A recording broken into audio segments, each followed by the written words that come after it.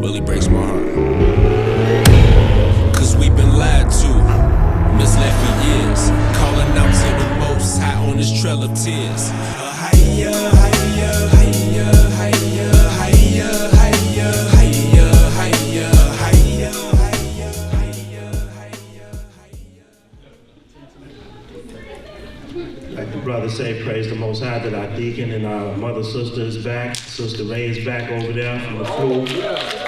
Welcome back, welcome back.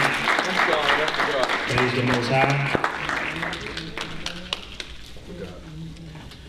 Okay, this is what I like to think is a very timely lesson. It's called Unwavering and Fearless.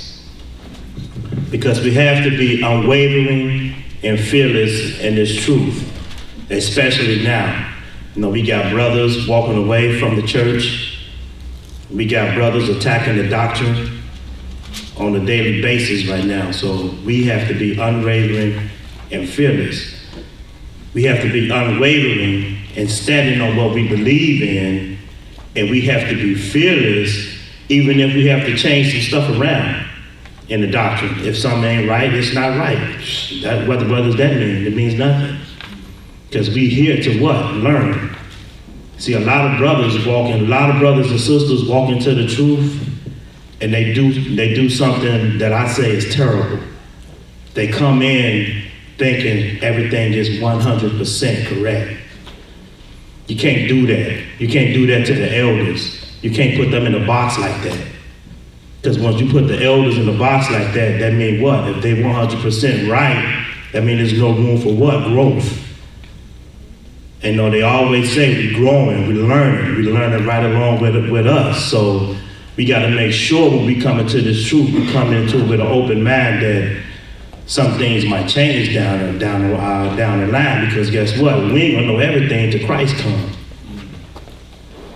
Nobody is 100%. Even Christ said 100% on everything. That's because he don't even know when he's coming back.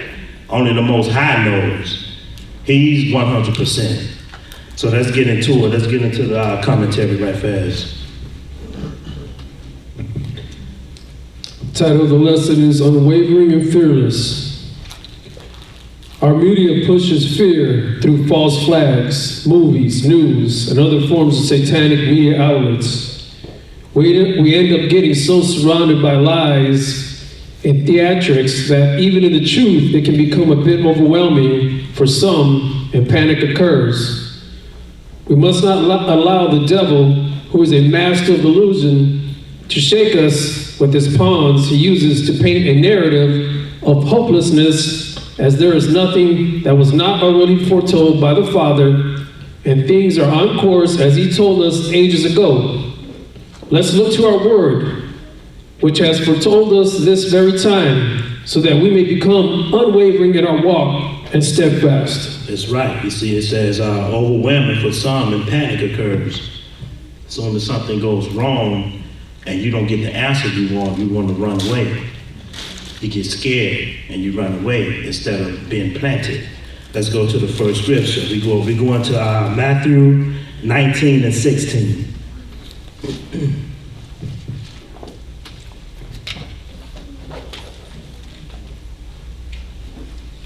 When you're there, say come. Matthew 19 and 16. Go ahead, brother.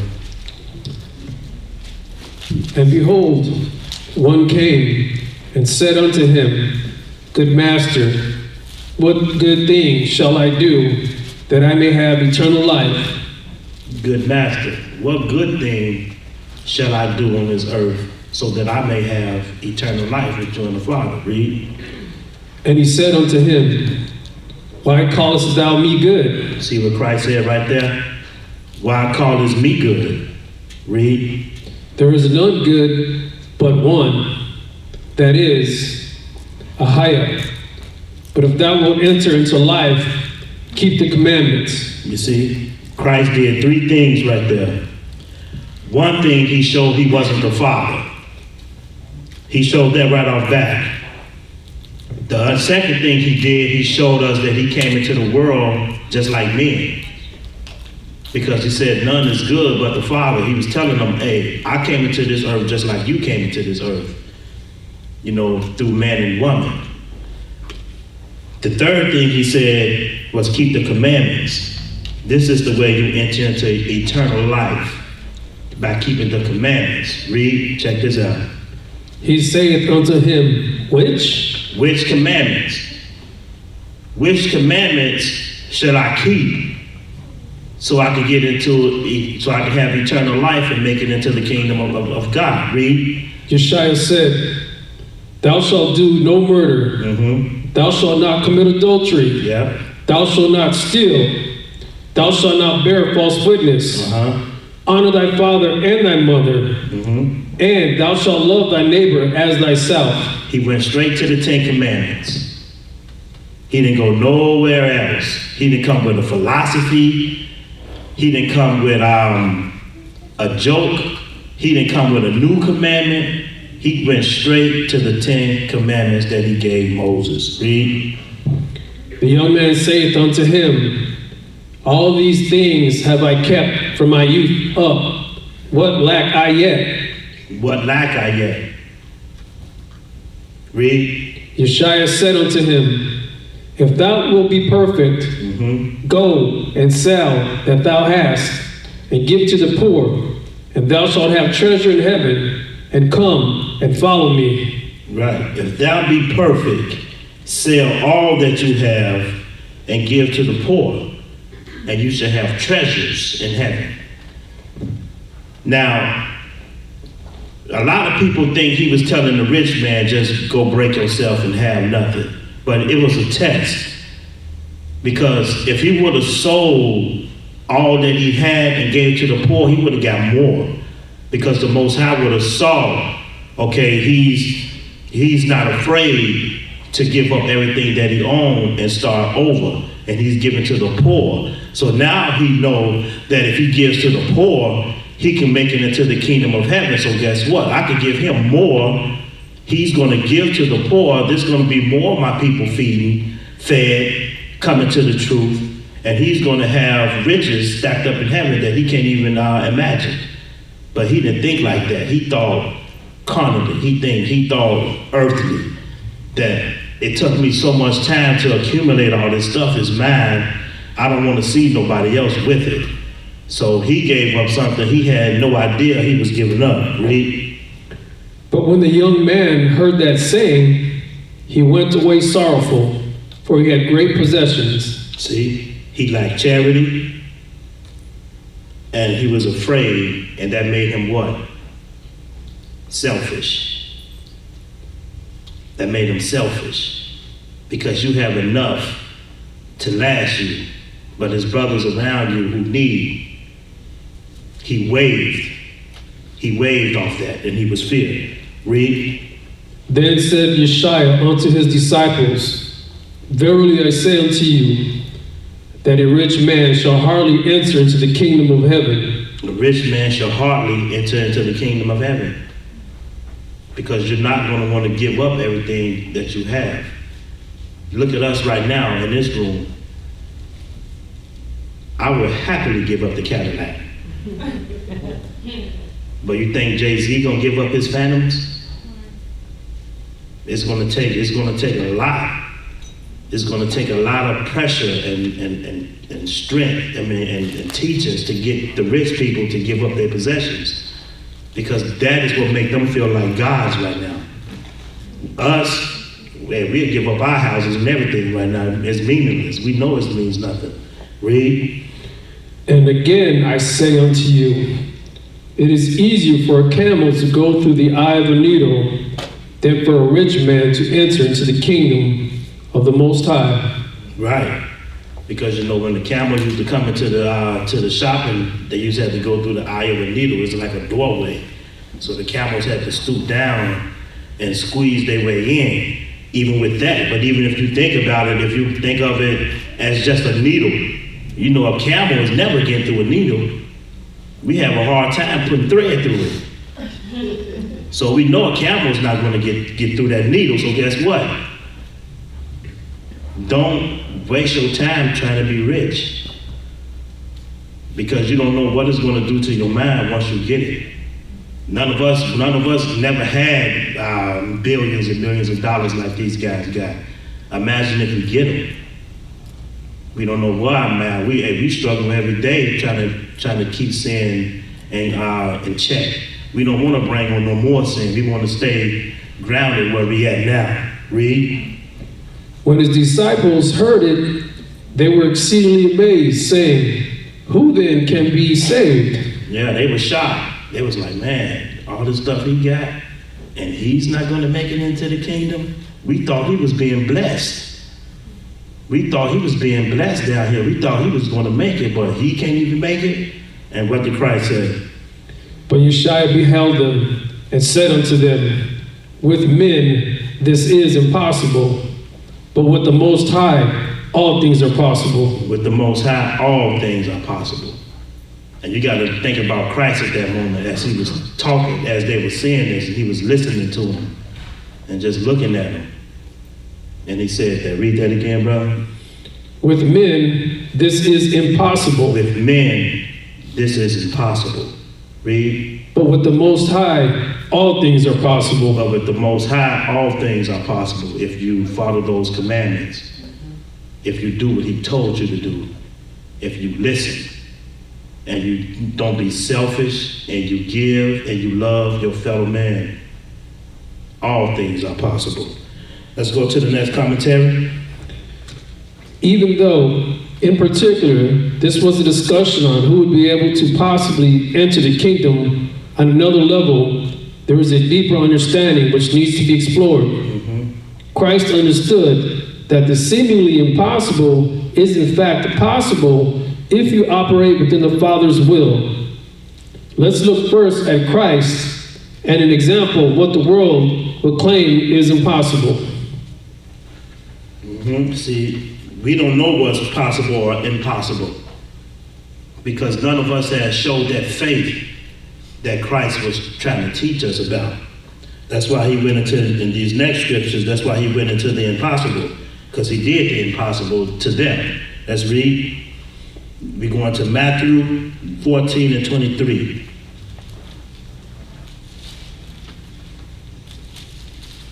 And it's interesting in our commentary how I said possibly, even though in particular this was a discussion on who would be able to possibly enter into the kingdom. See, we got a lot of work to do down here, people. And the only way we could do it is if we stay like the lesson say, unwavering and fearless in what we're doing. Doubtless. If you have a problem, ask a question.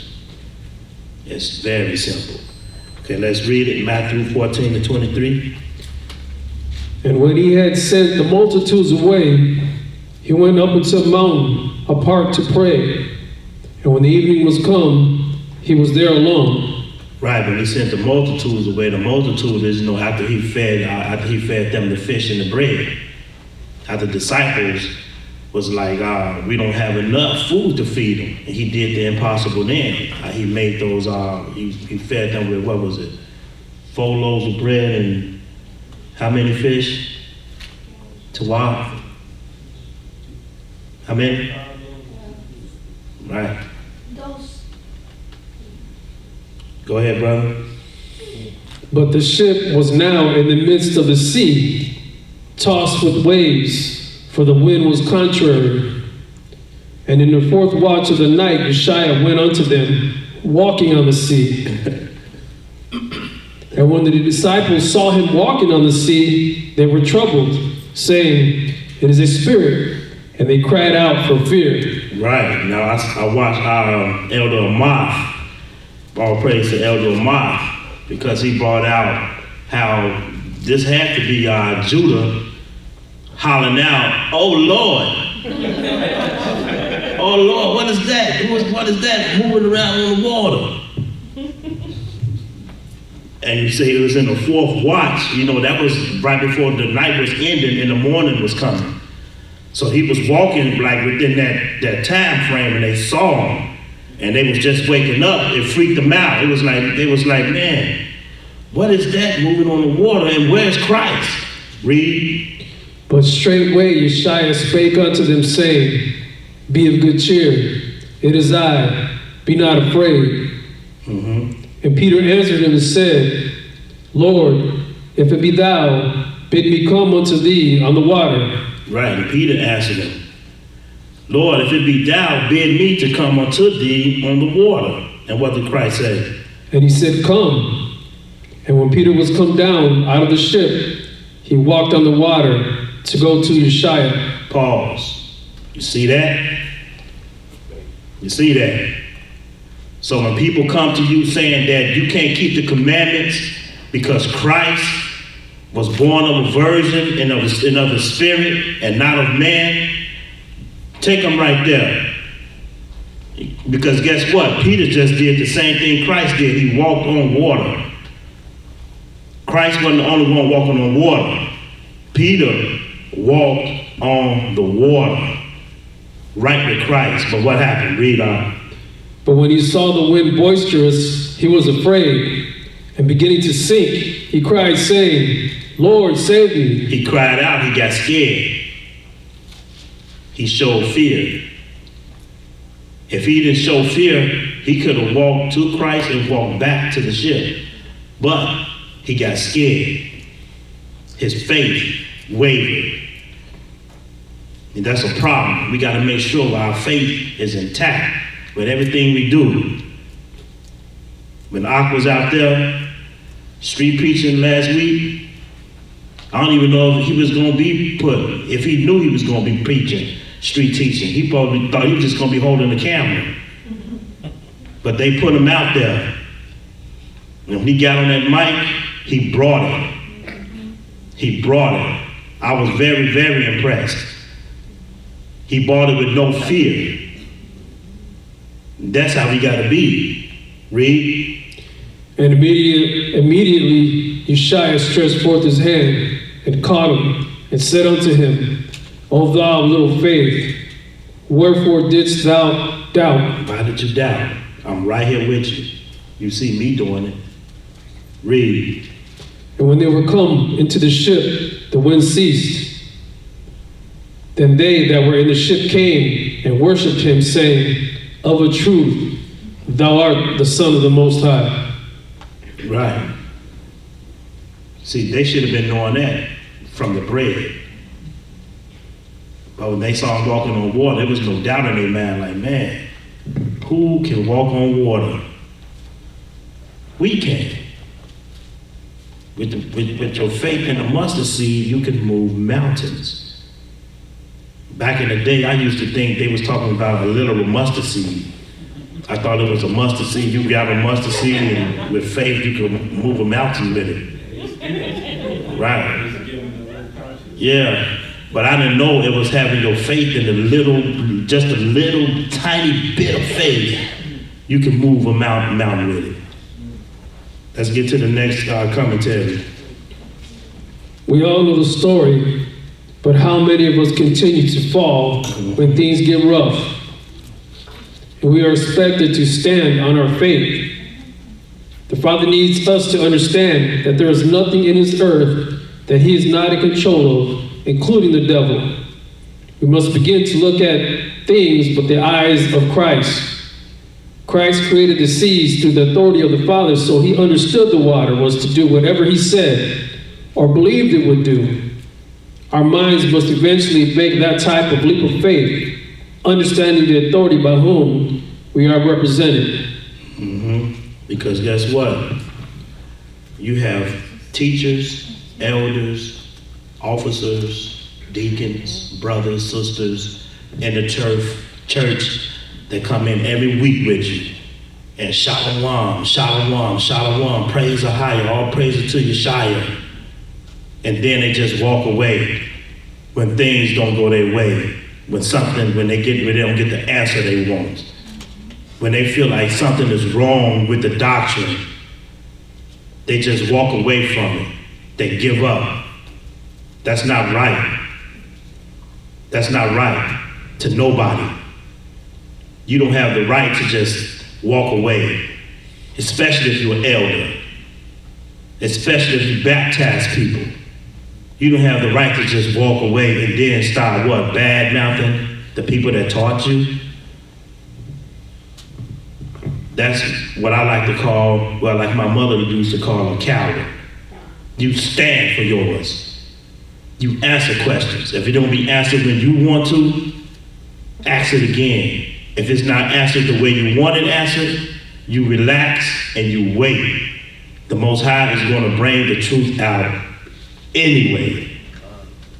We're going to go to the next scriptures, Matthew 24 and 4 through 14. 24, 4 through 14.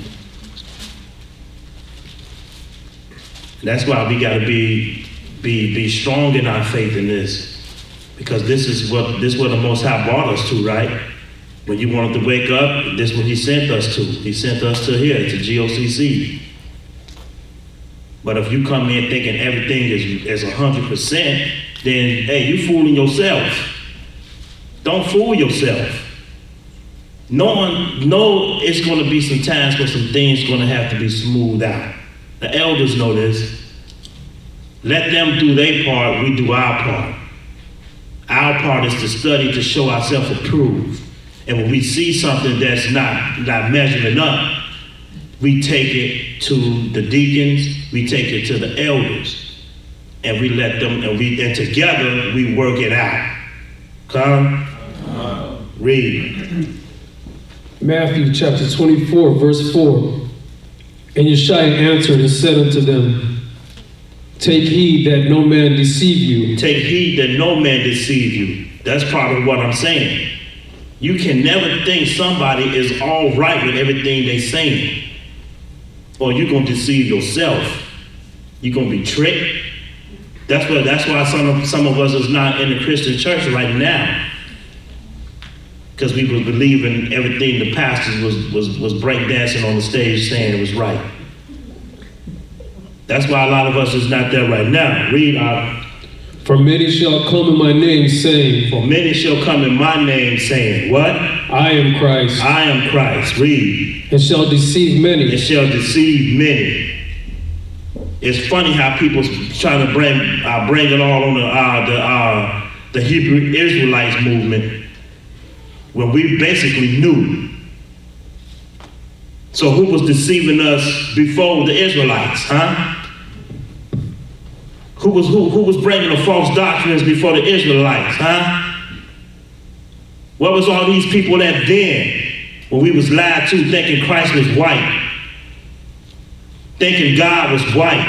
Where was all these people at then? Now all of a sudden everybody want to come out and say, we deceiving people? I don't think so. Read. And ye shall hear of wars and rumors of wars. See that ye be not troubled. For all these things must come to pass, but the end is not yet. But the end is not yet. It's going to be troubles. It's going to be wars and rumors of wars. Everybody going to be talking nonsense, but the end is not yet. Read. For nation shall rise against nation. For nation shall rise against nation. People against people. Read. And kingdom against kingdom. Mm-hmm. And there shall be famines and pestilences and earthquakes in diverse places. Read. And all these are the beginning of sorrows. And all these are the beginning of sorrows. This is just the beginning. All these, kingdom against kingdom, nation against nations, pestilence, famines, earthquakes in diverse places. All these are the beginning of sorrows. Read. Then shall they deliver you up to be afflicted, and shall kill you. Who? Who, Christ? Who should gather us up to be afflicted and kill us? Our own. Our own. Nations against nations. People against people. The brother sitting right next to you. The sister you just showed how to make macaroni. These are the people that's going to hand us up to be afflicted. Read. And ye shall be hated of all nations for my name's sake. And you should be hated for all nations for my name's sake. That's heavy right there. A lot of people don't get that. Because guess what? Don't nobody hate you for calling on Jesus. Don't nobody hate you for calling on what's they call it, Yeshua. Don't nobody hate you for calling on that. I ain't heard nobody be mad at people until we start calling on Yeshua. Now people are mad. Now they're coming out the woodworks. You know, they coming out the woodworks with their books and their studies. This is why, this is not that. This word, this right doesn't supposed to be there. It's supposed to be I see this. Okay. Where were you? Where were you when I was in Sunday school? Now all of a sudden there's truth coming out, and guess what? Now y'all want to come out and try to put in and close it up, but you can't close this up. Read out. And then shall many be offended, and shall betray one another, and shall hate one another. Whoa. Whoa. And then shall many be offended. I found out that I'm white. My father is white. So guess what? I'm not part of the 12 tribes. I think I'm offended by everything GOCC has taught. I'm out of here. Huh? Huh? Now they want to betray me. All online making videos. These are people that was taught, that ran away. They wavered and they're fearless. We have to be the opposite. Read. And many false prophets shall arise. Many false prophets. And shall deceive many. And deceive many. Read. And because iniquity shall abound, the love of many shall wax cold. Because sin shall abound, the love of many that you had love for is going to wax cold. You're going to be cold against your brothers. When you call them, you know, they're going to be cold with you on the phone. You say shalom to you, they're going to say, what's up? They're going to be ready to get rid of you real fast on the phone. They ain't going to want to stand in the same room with you because you standing, you fearless. And you bringing this doctrine that you learned. And guess what? You're still learning it. I remember a movie, X-Men. X-Men, where one of the guys left school. I think he was a fire guy or something. And he was fighting the ice guy. And he was beating him. He had the ice guy down. He said, man, this will happen when you stay in school. So then the ice guy, he turned to a whole brick of ice and froze him over and said, you never should have left. You never should have left school because you didn't know what was coming next. You didn't know what was coming down the pipeline. You didn't know what the elders was going to find wrong with their own doctrine that Christ gave them that they was going to fix in the near future. But you decided to disrespect them and not give them a chance. And now you all on videos with people making a mockery of yourself. Christ is not finna play games with none of us, so we need to get it together. Read, I'm getting heated up in here. Read. But he that shall endure unto the end, the same shall be saved. Mm-hmm. And this gospel of the kingdom shall be preached in all the world for a witness unto all nations, and then shall the end come. See that? And this gospel, what Christ just read here in Matthew, it should be preached in all the world for a witness. This gospel is going to be the witness. This gospel is not going to be a Jehovah's Witness. This gospel is going to be a witness to all the world. So when they stand up and say, I didn't know, no. My sons was out there on them corners all over the world preaching this gospel. So you should know it. Let's get the commentary. These signs are not there to make those who can see in the faith fearful. Mm-hmm. They're there to be utilized as boosters to your faith because it is by the word alone they were predicted. That's right. It boosts your faith. Take your faith to another level. You know, that's how you're supposed to look at it. You're supposed to boost your faith and take it to another level so it can be stronger, so you can be stronger around other people. Let's get 2 Timothy chapter 4. We're going to do 2 through 5. This is the book of 2 Timothy chapter 4, verse 2.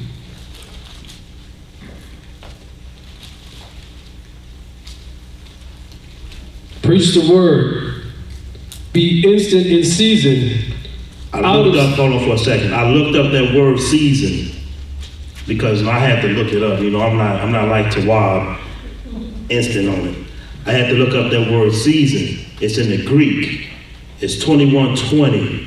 The word is eukarya, and it means the opportunity or the proper time. So preach the word and be instant in your opportunity that you have within this proper time frame while you're preaching. Read. Preach the word, be instant in season, out of season, reprove, rebuke, exhort, with all long suffering and doctrine. Right. Advise, comfort, and counsel, and pray with the scriptures for them who's wavering. When you out of season with them, when you're not around them, when they bringing false doctrines, when you're trying to get to them and they don't want to hear, you have to advise them, you have to comfort them, and counsel them, and pray with the scriptures for them. Read. For the time will come when they will not endure sound doctrine. They will not endure sound doctrine. When they go back to believing in the virgin birth. When they go back to believing the fairy tales on the Bible and not the way that is taught truthfully. Read. But after their own lusts shall they heap to themselves teachers, having itching ears. And they shall turn away their ears from the truth, and shall be turned unto fables. But watch thou in all things, endure afflictions, do the work of an evangelist, make full proof of thy ministry. Right, because they're going to be turned to heap themselves teachers, having itching ears for any false doctrine. They're going to be going to and fro to any doctrine. Really, what they're looking for is someone who could be as closely as to what they believe is possible. That's what they're doing. They're not looking at different doctrines just to be trying to learn. They're looking at different doctrines so they can rebuke the truth and go to somebody who's right there with them. No matter how silly it is, they really don't care. That's why we have to be strong. That's why we have to stay strong in what we're learning. Read. We're going to go to the commentary. That very time in which people would not endure sound doctrine is here. People these days choose doctrines based on what they are willing to accept, and not really because the doctrine is sound. Those that look to be steadfast must stand on truth and endure the confusion and many challenges that may come because of not looking for the easy road like this self-serving world we live in. Right, we hear it all street preaching. Like the brother walked past last week and said we're Morse Americans. You know, like wow, but they believe these things because we was taught these things. And you know, we never had the truth growing up. All the other nations, they had the truth. They know where they came from. We the ones who did it. They told us we was from Africa. We got roots and Shaka Zulu growing up. I know that's showing my age, but that's what we had, roots in Shaka Zulu. We thought we were slaves. So whatever that was sounding good to us that we was a part of, bring it. Morse, bring it. That's what we are. Wakanda. Yeah, Wakanda. It's crazy, but we got the truth now, right? And we studying it hard, right? So you know we're gonna be all right. We're gonna go to our 1 Timothy. 1 Timothy 6 and 19 through 21.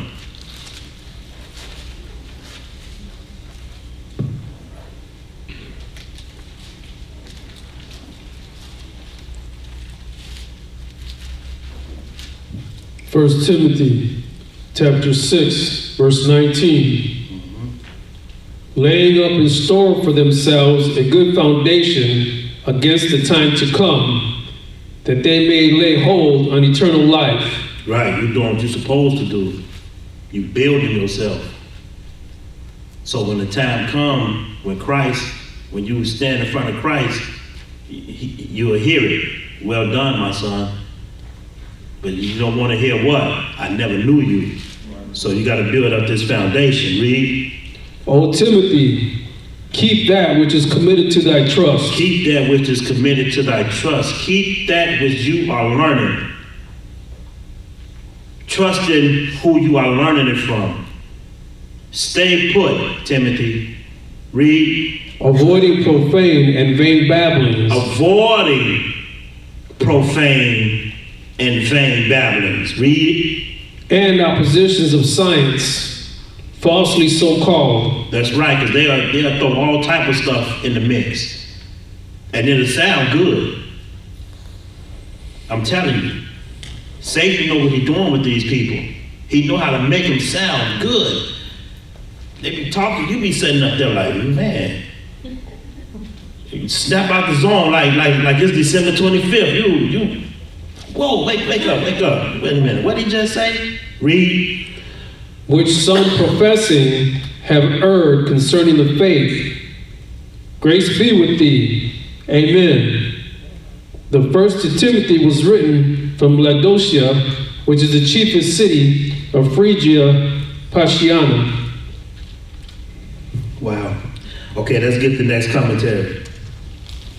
Too many have accepted the foolishness that science has come forth to provide their spin on reality. If the reality becomes our reality, then we will err in our faith and fall when the time to stand firm presents itself. We must build up a good foundation through studying the word diligently so that our spirits are ready for the challenges ahead. Now, can you imagine if their reality becomes our reality? Think about it. It was once before. Their reality was ours once before. My reality used to be the General Lee and Knight Rider. That was reality to me. Cars jumping over cliffs. Heathcliff and Marmaduke. This is what they used to bring us back in the day. They didn't bring us no truth. We didn't have none. Right. And think about now the reality of these children as I have now. The Kardashians. All these weird basketball wives shows. If you think that's reality, you're crazy. That's not reality, that's hell. I was telling people, I was telling them last week, I know a rich guy who's rich, who got everything. He's about to have the museum named after him now. That's how much money this man got. He lived on the 67th floor, 66 and 67, and he had to have all his windows bulletproof. Who wants to live like that? You gotta get all your house windows bulletproof, all your cars bulletproof. Why? Because you just stepped on somebody's neck. We don't want that reality. We do not want that reality. Read the next commentary. Matthew 10:27 through 31.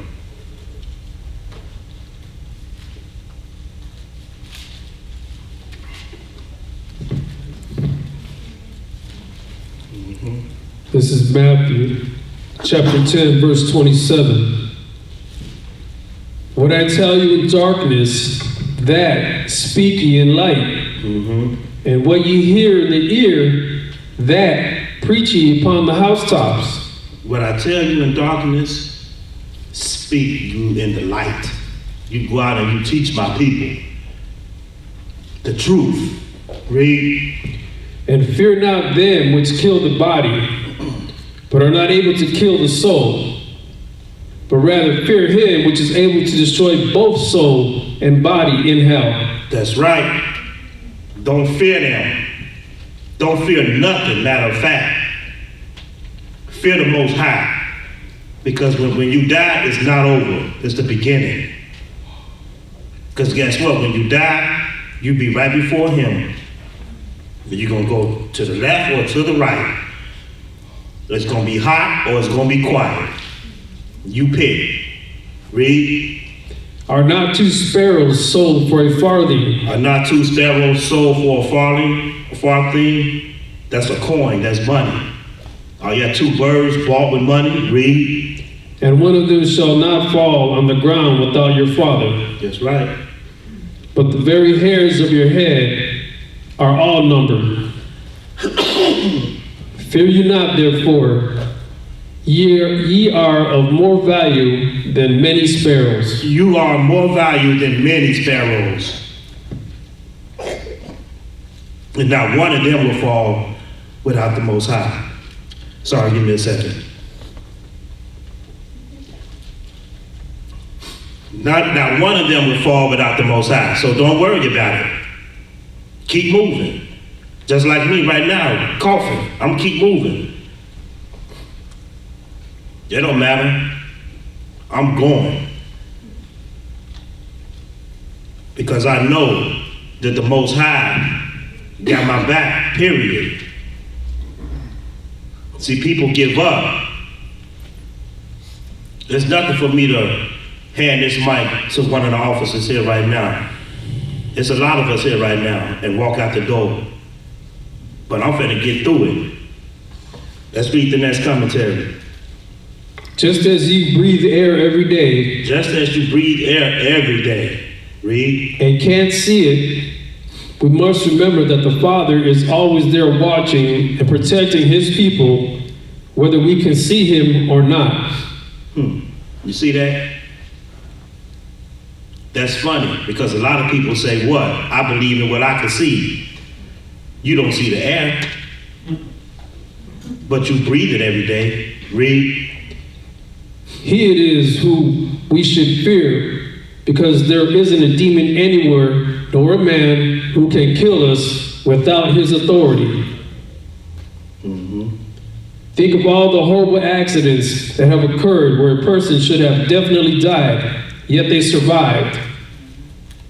Science can't explain a lot of these situations and why a person didn't die, but it is as simple as because the Father did not say so. That's right. This is what we need to remember, to be steadfast. And this is what we need to remember, to be fearless. Right. Because what's the scripture that says, only the Father knows, and it says, if you die, a lot of people come back. I'm paraphrasing, but I know a lot of people come back from death. But because only the Father gives the creed to when a person dies. So, you know, you pass away, you might come back. Brother, what's his name? The brother that passed away and came back when the elders been prayed? Yeah, Azariah. He came back, and he came back with a message. So we need to prepare. Okay, we're gonna go to Colossians 3 and 1 through 10.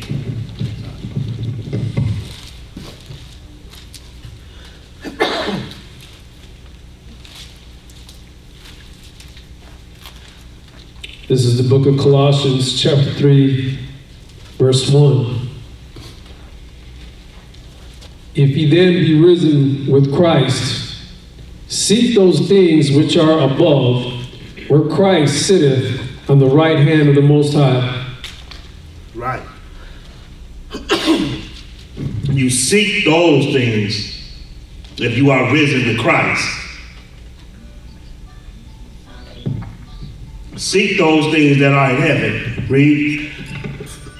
Set your affection on things above, not on things on the earth.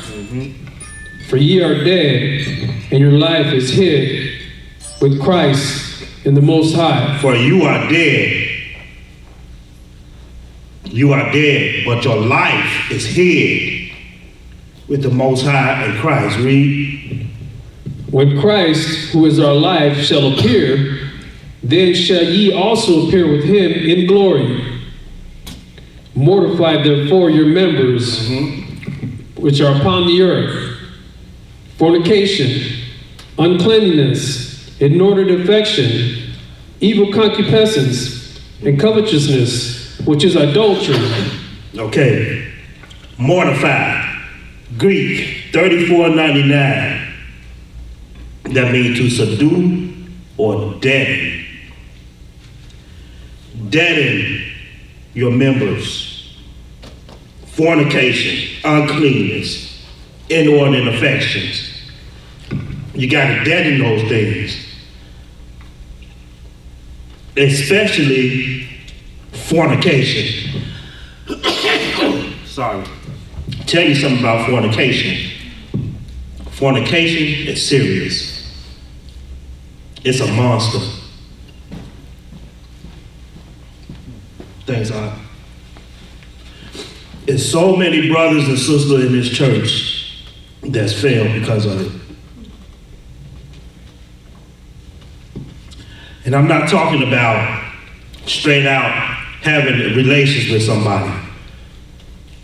I'm talking about pornographic movies. Porn will lock you up for 3 to 5 days in a row, and you won't even know it. You will start watching a movie, and next thing you know, you go to work, you come back, you watch it more. Over and over and over and over and over again. It's a monster. And we have to help brothers with that. Because it's not gonna, it's easier to give up drugs than it is to give up that. It's something else. It comes out of nowhere. You could be watching something on television, and then next thing you know, you're watching that. So we have to really watch. And when brothers and sisters say something to us about that, we really gotta help them with that, because it's something else. Read. Verse 6, for which things' sake the wrath of the Most High cometh on the children of disobedience. That's right. Read. In the which ye also walked sometime when ye lived in them. Mm-hmm. But now ye also put off all these: anger, wrath, malice, blasphemy, filthy communication out of your mouth. Right, read. Lie not to one another, seeing that you have put off the old man with his deeds, and have put on the new man, which is renewed in knowledge after the image of him that created him. Now, why did he say that?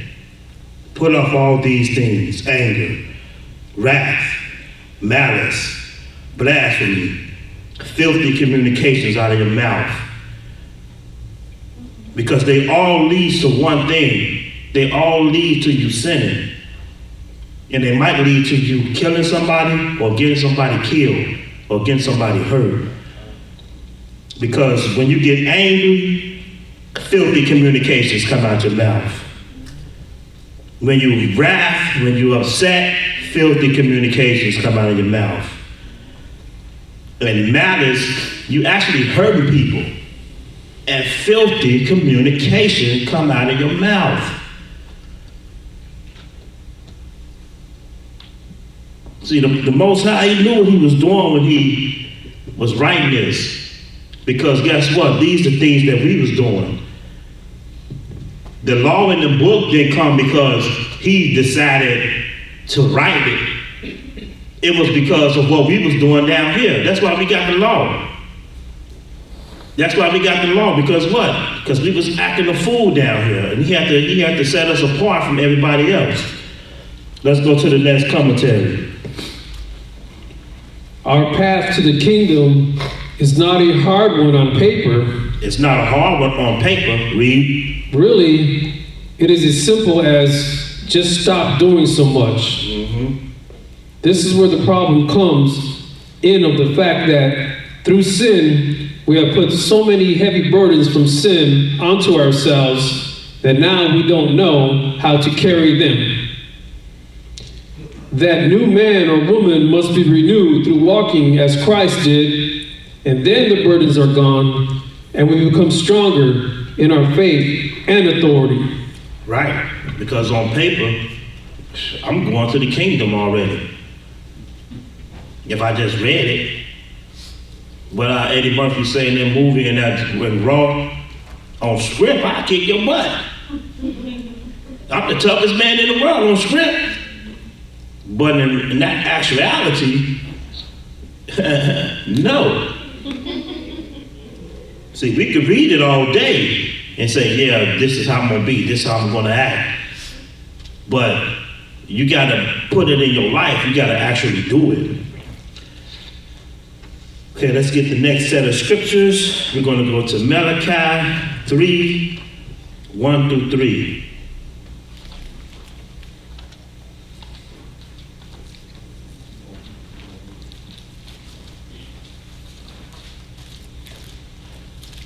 This is the book of Malachi, chapter 3, verse 1. Behold, I will send my messenger, and he shall prepare the way before me. And the Lord whom you seek shall suddenly come to his temple, even the messenger of the covenant, whom you delight in. Behold, he shall come, saith the Lord of hosts. Read. But who may abide the day of his coming? And who shall stand when he appeareth? For he's like a refiner's fire, and like fuller's soap. Read. And he shall sit as a refiner, and purifier of silver, and he shall purify the sons of Levi, and purge them as gold and silver, that they may offer unto the Most High an offering in righteousness. Right. Who's going to abide in the day of his coming? Who shall stand when he appeareth? Because he's coming to clean up the children of Israel and the earth. He's coming to clean up all nations. That's what he's coming for. Think about when you used to go to the swimming pool. How you get up and you shower, get yourself clean, then you get to the swimming pool, and the instructor rub your wrist like this, and there still be dirt on you. And they say, you gotta get in the shower before you get in the pool. That's how Christ coming. He coming to clean up everything that we thought was clean, that we cleaned up. No, he's coming to refresh it, refine it, and make it right. So don't worry about when people get to talking and crying about what's going on with the doctrine, because nobody's doctrine is 100%. Only Christ and the Most High can fix what man has destroyed. We don't know what they had destroyed. Before we got the Bible, man, over here, they did all type of stuff to it. So we got to fix what was broken, and then Christ got to come back and fix what we messed up in it. It's okay. It's only knowledge, it's only learning. Let's get the next commentary. Christ was sent to fast track our understanding so that we could become a royal priesthood worthy of representing the Father's kingdom, right, as well as followers of his will as part of the kingdom. The fire to come is for the unrighteous, and Christ will bring that judgment. That's right. Christ will bring that judgment. That's why we don't set up and say, you're going to hell, brother. You're going to burn, brother. No. I'm not judging that part. Not yet, anyway. Because Christ said you should judge angels. So one day some of us in this room might be sitting right up there with them, judging angels. Why? Because we are witnessing everything that they have done right now. Let's get the next set of scriptures. We're going to go to Mark 16 and 16 through 18.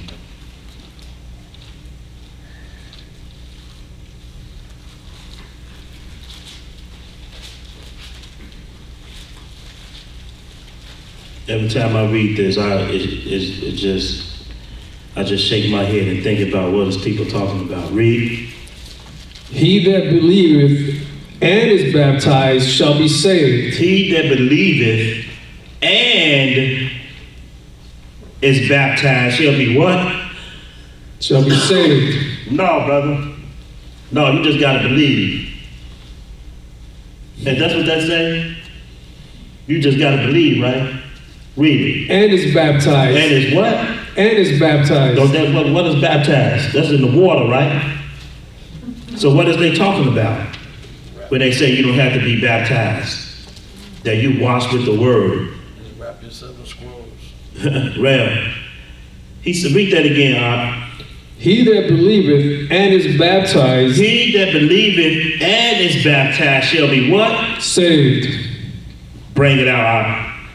But he that believeth not shall be damned. But he that believeth not shall be damned. He that believeth not in what? Christ. The doctrine that he's bringing. From who? From the Most High. Read. And these signs shall follow them that believe. In my name shall they cast out devils. They shall speak with new tongues. Read. They shall take up serpents, and if they drink any deadly thing, it shall not hurt them. They shall lay hands on the sick, and they shall recover. You see that? It says, and these signs shall follow them that believe in my name. The signs are what? They shall cast out devils. They shall speak in new tongues. They shall take up serpents. Serpents, I looked that up, it's our Greek 3789. The word is ophites. It's a snake figuratively as a type of sly and awful, it's a type of sly, cunning, and awful, malicious person. Satan. It says that. A slick talker. We shall not be we shall be bruised by a slick talker. We shall be poisoned, and none of it shall hurt us. Because we got the truth. And we got the name Yeshua with us. So, look at them signs. When you get a chance, read Mark and look at them signs. Because guess what? This is what we're supposed to be doing. This is what we're going to be doing. Let's get the next commentary. There will be many miracles which will come through the faith-filled and obedient. Miracles aren't magic tricks, and great power requires great discipline to wield it righteously. The devil has his hope. He will provide for his followers. But we must stand on faith and operate more and more in it as the end gets closer. Right, because he's going to work with his people. He's going to make sure he tricked them. Because they think that he's going to save them. But they're wrong. He's a cunning. He's slick. He's sly. He's evil. He don't care about man at all. He wants to live up in the stars and set up there and burn this place. Because this place is his prison. When you leave prison, do you really want to see the people you was in prison with? Locked up with? You want to be back down in that cell, walking around in it? No. When you get out of your prison, you want to burn it. And that's what he want to do. Let's get the next set of scriptures. We're going to go to Luke. Luke 8, 49 and 55.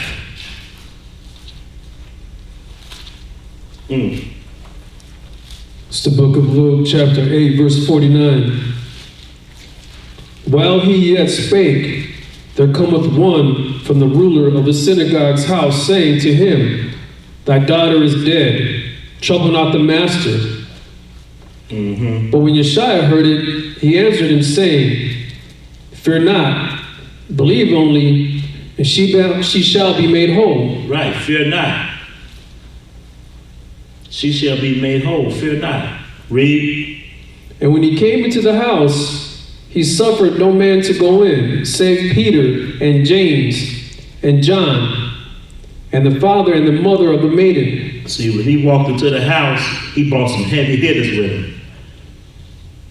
He brought Peter, James, and John, and the father and the mother of the maiden. Everybody he brought in that house with him supposed to have faith. They supposed to have unwavering faith. That's why he brought them in there. Read.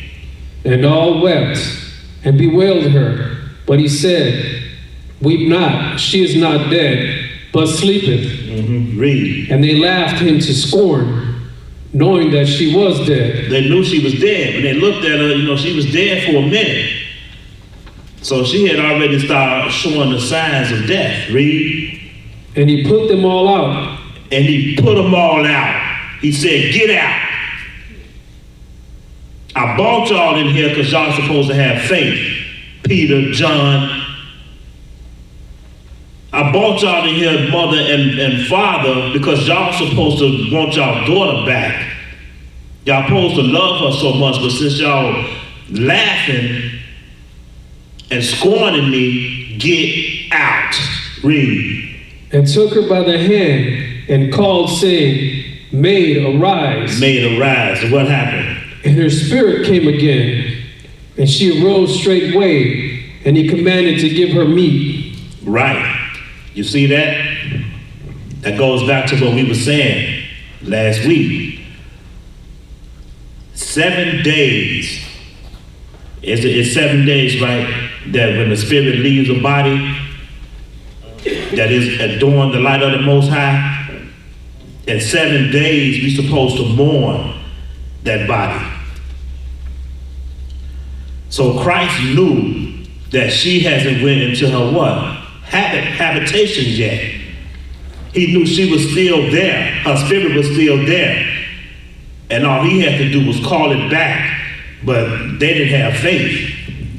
This is what he meant when he said we should raise the dead. Because with faith, now we can't do it with everybody, Most High willing. But with faith, you should be able to call the spirit back from them habitation within them 7 days before it go into habitation. Read. Oh, well, you read already. And her spirit came again, and she arose straight away, and he commanded to give her meat, feed her. Feed her. And they were standing there looking like they always was looking, like they was looking when he was walking on the water, dumbfounded, when they supposed to have what? Faith. He's showing them all these miracles. They know it's not what? Magic tricks. But still, they're not getting it. But he was still teaching them. Let's get the next commentary. The unbelieving will always laugh and scoff at those of faith. Right. The unbeliever will always laugh at us. Because we have faith in something they can't see. But we laugh at them, right? Because they have faith in what? A rock. They have faith in their crosses and those rosary beads. I be seeing them downtown. I be seeing them walking with them rosary beads, swinging them rosary beads and all kissing the cross. You have faith in that stuff. I don't need that. All I need to do is go into a quiet corner and turn to the east and get on my knees and call on a higher, Bahashem Yeshaya, Wawawaka, help me. I don't need a rosary bead for that. Read. But we must not allow the devil to get into our minds and destroy our faith. Cast out the doubt, and great things can come forth. And not even the grave is a limitation, if it be the Father's will to fulfill the request to raise someone from it. See? All things are possible with the Most High if it's his will. If it's time to go, it's time to go. But if it's not, if you are to be used for a teaching moment, then teach. Work. Let's get the next set of scriptures. We're going to Psalms 37 and 23.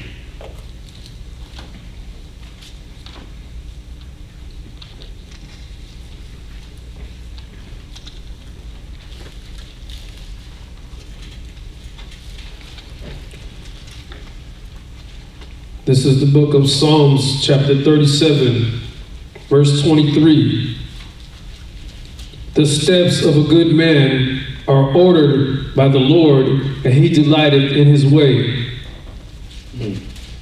Though he fall, he shall not be utterly cast down, for the Lord upholdeth him with his hand. That's right. The steps of a good man. What did Christ say? Why callest thou me good? There's only one good, my Father that's in heaven. But this says, the steps of a good man are ordered by the Lord, and he delighteth in his way. With the Most High, we have nothing to worry about. We just have to stay strong. Read. I have been young, and now am old, yet have I not seen the righteous forsaken, nor his seed begging bread. Right, read. He is ever merciful, and lendeth, and his seed is blessed. Read. Depart from evil and do good, and dwell forevermore. Read. For the Most High loveth judgment, and forsaketh not his saints. They are preserved forever, but the seed of the wicked shall be cut off. But the seed of the wicked shall be cut off. The seed of the wicked. It doesn't matter what nation you in. Israel, it doesn't matter. If it's the wicked amongst Israel, they're going to be cut off. See, people, they go into this thing that we think, they think they Israel, the blacks, and all this, going into the 12 tribes chart. But they fail to realize one thing, that it's only going to be a small number of Israel that's going to make it into the kingdom. It's a good thing and it's a bad thing to be Israel. Because what Israel is the ones that broke the law, statutes, and commandments. Can no other nation say they did that? They never have. We did it. We punished for it. Ain't none of them punished for it. So stop trying to make it seem like Israel is, the all that ends all. Christ is the all that ends all. We are punished. And we ain't punished by just anybody. We punished by the creator of all things, by the Most High himself. So when you call yourself Israel, you pray every day, because Israel is in trouble until Christ comes. Okay, I see we're running out of time here, so we're going to jump over to the Bible quote.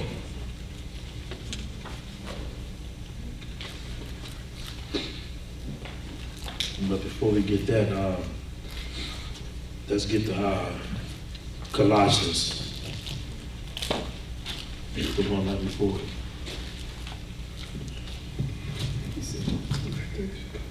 Okay.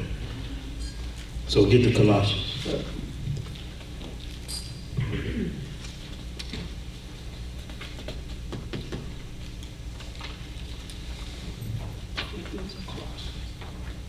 Yeah, the Colossians right before.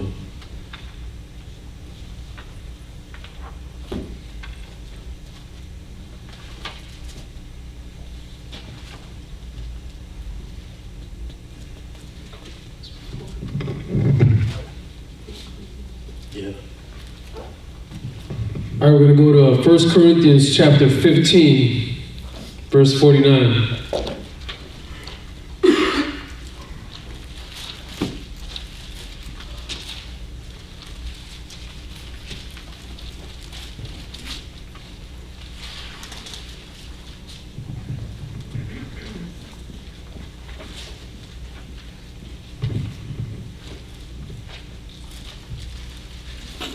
This is 1 Corinthians chapter 15, verse 49.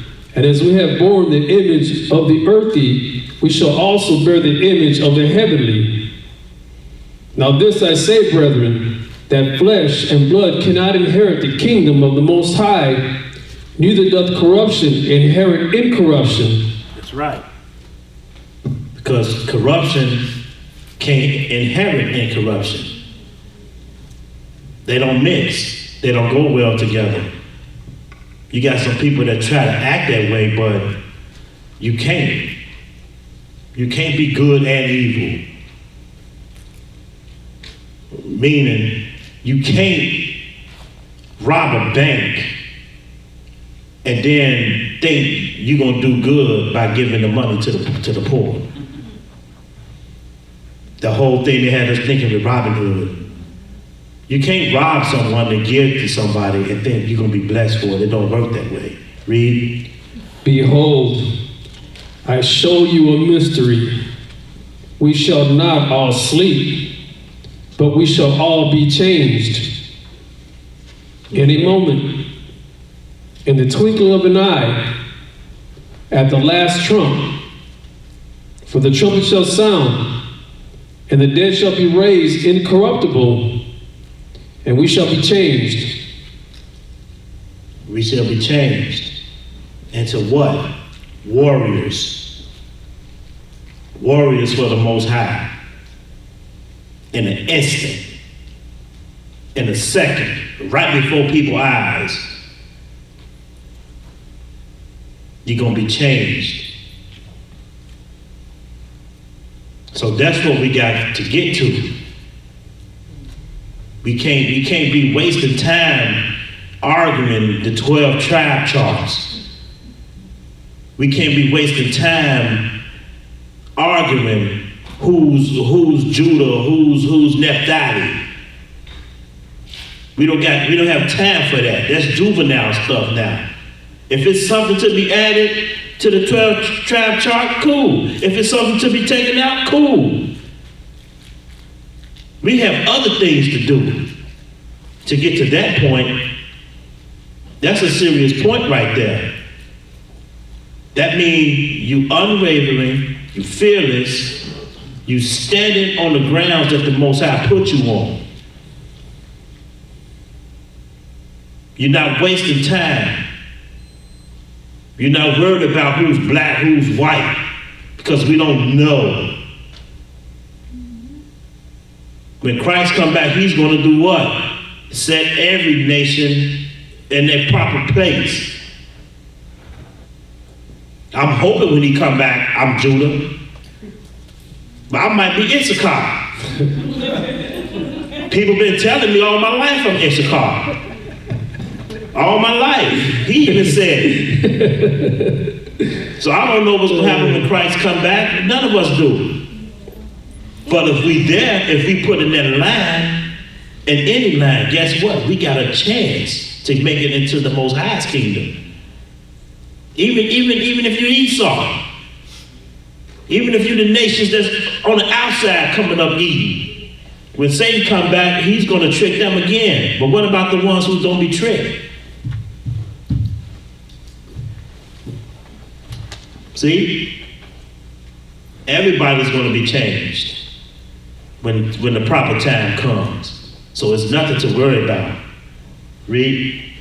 For this corruptible must put on incorruption, and this mortal must put on immortality. That's right. So when this corruptible shall have put on incorruption, and this mortal shall have put on immortality, then shall be brought to pass the saying that is written, death is swallowed up in victory. Death is swallowed up in victory. Because death is what's slowing us down. Death is what's making us fear. Death is what have some brothers, when we street preaching, scared to move. Because the cars coming past, some people walking past. You're scared, man, they might start shooting. But I say this to you, and I don't mean that because it's not fear. But if something happened to us while we out there street preaching, that's what we want to happen. Because if we go to our Father and the last thing the angels show what we doing, that we on them street corners preaching, that's what I want the last thing for me to be doing, when they see me. Crown me, you say. Right. What was the last thing he was doing? Oh, he was street preaching. Send him through. Send him through. What was the last thing he was doing? Watching the Bears, drinking beer, screaming at the TV at the quarterback.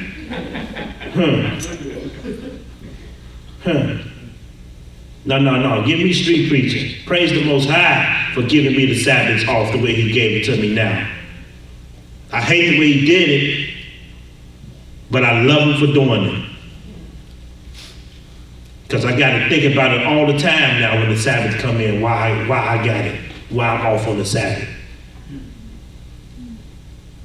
So I'm right where I'm supposed to be. Read. O death, where is thy sting? Where is thy sting, O death? O, Where you heard me at, O death, now? Read. O grave, where is thy victory? Where is thy victory, O grave? Read. The sting of death is sin, and the strength of sin is the law. Read that again. The sting of death is sin. The sting of death is sin. Read. And the strength of sin is the law. And the strength of what? Sin is the law. What law? The Ten Commandments. Because if you follow the law, you ain't worried about death. Because you know, I live my life according to what Christ wanted me to live my life for what the Most High put forth for me to do on paper, that I followed the contract correctly. So when I die, I'm going to be advanced to my habitation for a while, quiet, and then I'm going to be warring with Christ. So what is death? But another chapter. Putting down the corruptible and you putting on the incorruptible so you can fight this disease that Satan has caused on this planet. Read. But thanks be to Ahia, which giveth us the victory through our Lord Yeshua Christ. That's right. Through Christ, we got the victory already. Because Christ came like us. Christ died in a way none of us really died. He came into this world just like we did, through a man and woman, through birth pains. They had to cut the cord and everything. They had to wash him and clean him.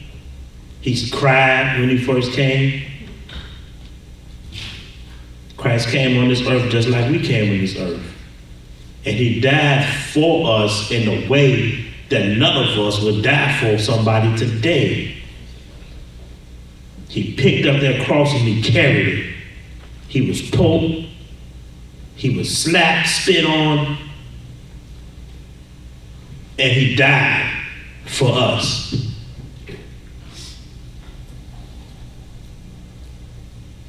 So we have to be prepared. And we have to be unwavering and fearless in this battle because he was. His flesh felt pain.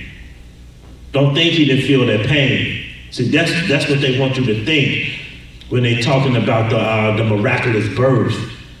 They want you to think that Christ didn't feel the pain, that he was just there going through the motions. Like, I forgot that brother name who supposed to molested all those people, those children, had people living in tents. I forgot his name, what's the name I'm talking about, but they used to always say he ain't there. You can look in his eyes, he ain't there. He traveling in the cosmos right now. That's what they thought Christ was doing, that he wasn't there. But no, Christ felt every blow. That's what you gotta think about. When you're thinking about Christ, you think about him feeling them blows. Think about when you used to bruise your finger and you get that bruise in your finger, how that used to feel. Think about how Christ was feeling them blows, getting stabbed, man, getting punched, getting hit with that whip with spikes all over it. He felt that. And what did he do though? He was on that cross. What did Christ say? Forgive them, Father, they know not what they do. He was unwavering, he was fearless to the end. And that's how we gotta be. Read out. Therefore, my beloved brethren, be ye steadfast, unmovable, always abounding in the work of the Lord, for as much as ye know that your labor is not in vain in the Lord. You know your labor is not in vain in the Most High. That's who's going to give you everything at the end. You see, that man that came to him, he didn't know that. He had no idea what Christ was saying to him. But Christ gave him an out like he ain't never gave nobody else. He told him exactly what he had to do, and he didn't do it. That's like your mother telling you, clean up the bathroom, clean up the living room, and feed your little brother before I get home. And in her mind, she like, I got some extra money today. I'm gonna buy my baby some shoes. I'm gonna buy him a new outfit. I'm gonna give him some money so he can go hang out with his friends. But she told you what to do before she left. And when she got home, the bathroom was dirty, the living room was dirty, the little brother was hungry. And you looking at them bags that she done brought in that house. You like, ooh. And she like, yeah, this was for you, but you didn't do nothing I told you to do. Now, clean up the living room, clean up the bathroom, clean up your room, make sure your brother take a bath, you eat this hot dog while we eat dinner, and then go to bed early. And then look at all this stuff you was gonna get. Now you're not getting it. And that's how dude walked away. He walked away with nothing but what he had. And I was thinking about this when my coworker died, because he had just bought a new truck and everything. And I was thinking, I always think weird thoughts. I'm like, man, what would be the last thing I buy, not knowing my time is up? So I'm like, this is why Christ said, don't put your mind on carnal things. Don't worry about buying stuff. Just get what you need down here. Just get what you need down here. Because guess what? All your real treasures is in the kingdom. This stuff is nothing. I'm sitting around like, man, I gotta do this, I gotta do this, I gotta work this, I gotta work this other job so I can have this. No, I don't. I gotta read this Bible. I gotta study. I gotta go visit my brothers. I gotta street preach. I gotta make sure my heart is right. I gotta make sure my brother is right. I gotta make sure he's feeling good on a daily, because I know what's going on in his family. These are things I have to do. That's what I have to do. I have to get into this kingdom. And the only way I'm going to do it is being unwavering and fearless in what I'm being taught from my elders and my deacons. You see, I'm not afraid to ask nothing. I asked Elder Gabar about the 501c3. I wasn't scared to ask him about that. And he said, no, we ain't on the 501c3, we on the something. I forgot what he said, because when he answered it, I just, oh, okay. I forgot what he answered it, but I wasn't afraid to ask him. I'm not afraid to ask nothing. If you're afraid to ask your elders and your deacons something, you're in the wrong place. Be a man, be a woman. Don't run away. Don't run away. Because you're going to run to something that you ain't going to be able to get out of. Like running on sand and running to quicksand. That's a problem. That's a problem. You want to stay on that sand. Because once you step in that quicksand, it's going to be a problem. Okay, where we at? BioCorp? Yeah. Okay, we have a something you can look up online. It's called fortune.com BioCorp. BIOQUARK. This is heavy. Read it out. So the link is dated for 2016, and in the link it reads, BioCorp, clear to try and revive dead brains. To do what? Clear to try and revive dead brains. So you know they've been doing it already. This is 2016. So you know they've already been doing it. Trying to revive dead brains. Read. The National Institutes of Health have approved an application from BioCorp to perform a small pilot study that would attempt to rejuvenate the inactive brains of patients who had experienced traumatic brain injuries. The study will use amino acids, nerve stimulation, lasers, and stem cells to try to trigger measurable EEG activity in brains that no longer perform life-sustaining functions. Now, the National Institute of Health, what's healthy about that? As my little brother would say, what's healthy about that, Junior? What's healthy about that? To rejuvenate the inactive brains of patients who had experienced traumatic brain injuries. So not only do you want to rejuvenate brains, you want to rejuvenate the brains of people that had traumatic injuries. People that was in bad car accidents, or people that was beat with a bat or something, with a blunt force to the head. You want to rejuvenate their brains? Why? Read.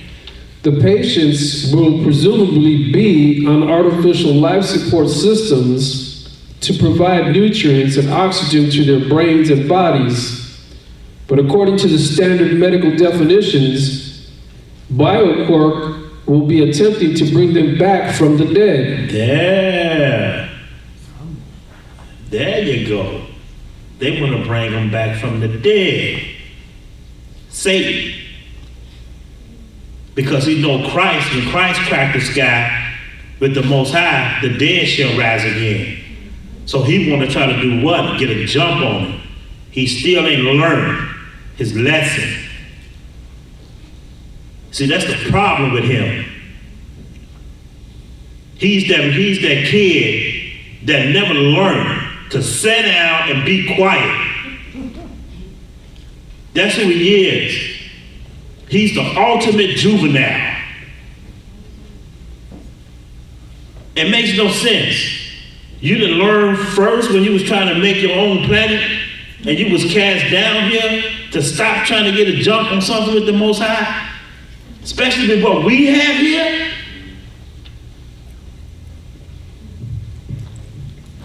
I seen a movie like that, I, Frankenstein, where they had all these bodies lined up, experimenting on them so demons could get in them. Because that's all that's gonna happen, is demons is gonna inhabit these bodies. Read it out.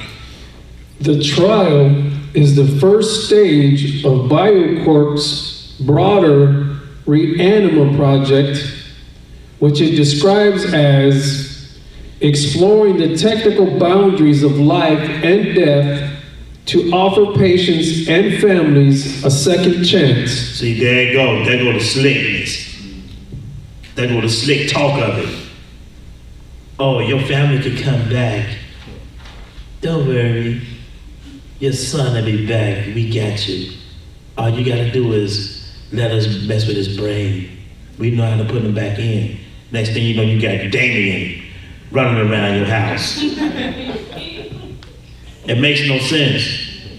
Next thing you know, what was that movie with the little girl that was grown? A grown person, a little child, and she looked like a little child when she was grown, running around your house. Poltergeist. This dude, man, this is what we gotta be worried about. Because think about all these murders in Chicago, all these bullets that people begin shot in the face, in the head. Imagine them rejuvenating these bodies for demons. And right now, Judah and Issachar, we kind of crazy down here. We running around funerals with cut out cardboards of our dead people. We taking them to clubs. These people got cut out cardboard of their dead people and they're taking them to parties. You can take a picture of them. Take a picture with them. You go to a party, your dead cousin sitting up there with a blood hanging out his mouth.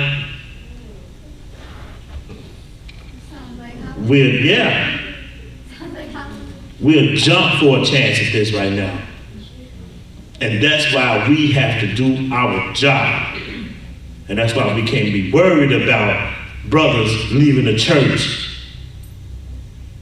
We have to cut that off. And the elders too.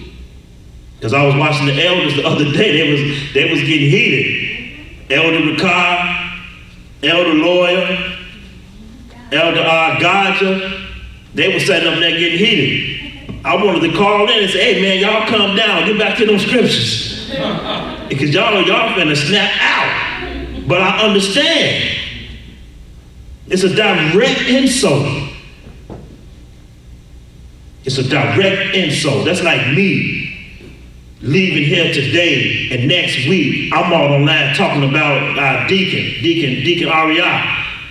Man, the deacon, man, he held me back. He didn't let me say nothing. And everybody be standing like, he always open his mouth in church. What is he talking about? He always having LAMAK blogs. What is he talking about? It's disrespectful. It's disrespectful for you to learn from someone and then disrespect them. This how this type of stuff happens. This how bodies start being rejuvenated because we lose what? Focus. And we start focusing on other things instead of moving forward. We're moving backwards.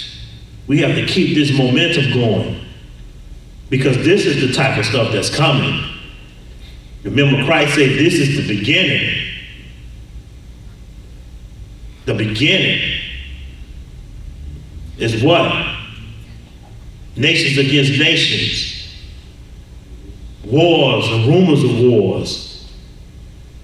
Those are the beginning. This is the middle. When these bodies start appearing. And can't you see the Christians? They're going to flock for it. They're going to fall for it. Emotional women. Oh, my baby back. That's not your baby. Some fathers, I didn't get a chance to show them how to play basketball or how to put up a gate. I get that chance now. No. Yeah, Frankenstein, like you just said. No, your son is in the habitation somewhere. That's a demon running loose. Running loose. Let's get the next commentary. As we have stated many times before, whatever the Father does, Satan looks to duplicate, but always in perversity. Mm-hmm. There will be no people resurrected by Satan, only bodies which will be inhabited by demons. If they're telling us about it, rest assured, they are already doing it. And always under the guise of trying to help the disabled or misfortunate. Mm-hmm. Let's get this next set of scriptures, 1 John 3:20 through 24.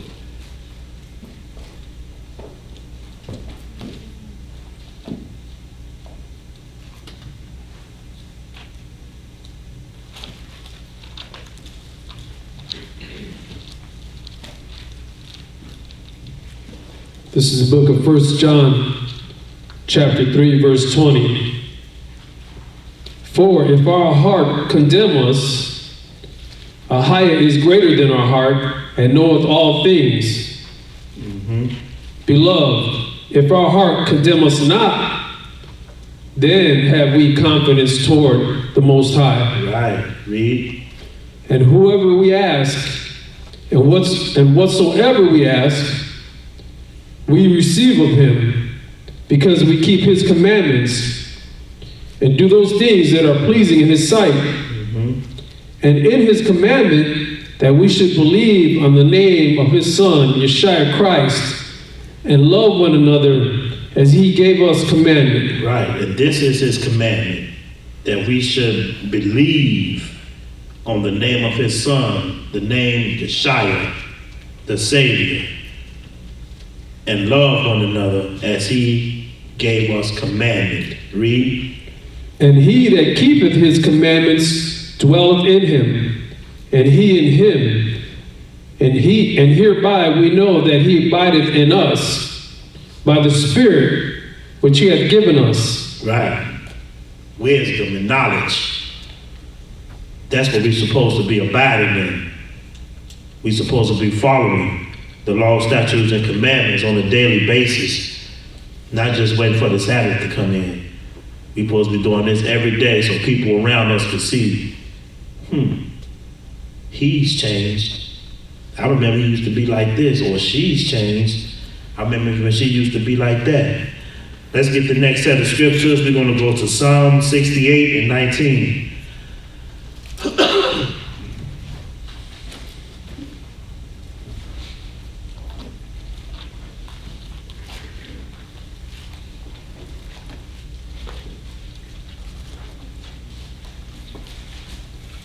This is the book of Psalm, chapter 68, verse 19.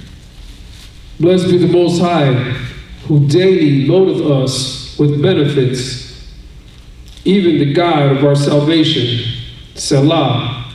Who daily loaded us with benefits. That's beautiful. Every day he's giving us something that we need, that's beneficial to life, to us getting into that kingdom. Read. He that is our God is the God of salvation, and unto God the Lord belong the issues from death. You see that? He that is our God is the God of salvation. And unto God, the Lord, belong the issues from death. The sting of death is sin. So as long as we keeping these commandments and doing what we're supposed to do towards our brother man, we ain't got to worry about nothing. Because the Most High is our salvation. Through Yeshua, we shall be saved. Read. But the Most High shall wound the head of his enemies, and the hairy scalp of such an one as goeth on still in his trespasses. Right, if you carry on doing what you want to do, you're going to be one of these with a blunt head trauma. You're going to have a demon possessing your body. So follow the Most High laws, statutes, and commandments. And we running, I know the time is running out, but on the side note, it's not just men down here that's working. It's women too. It's women too. It be women leaving the church also. And all the females that I heard talk, they said the same thing. I was married to a white person, and they didn't get treated this way, they didn't get treated that way. But I noticed, and here in Chicago, we don't treat white people no different than nobody else that walk in this door. They read, they stand up here with the 7. Brother Sean don't do it because he said he's not ready. But Ira, he read. What's his name? The Diet one, when he was here, he read better than all of us. So we have to step our game up so people won't have these little nonsense things to say. They're gonna find things to say, trust me. But we have to be on point. And we have to love our sisters. We have to love our sisters. Because they who keep us together. Especially us that's married here, our wives. Our wives are the ones that we confide in. They are helpmeet. Because once upon a time we was what? We was one. But Lucifer came in and divided and conquered. So our job is to show the Most High that we can be one again with our women and be unwavering and fearless to learn from one another. That's how we beat it. We beat it together as husband and wife.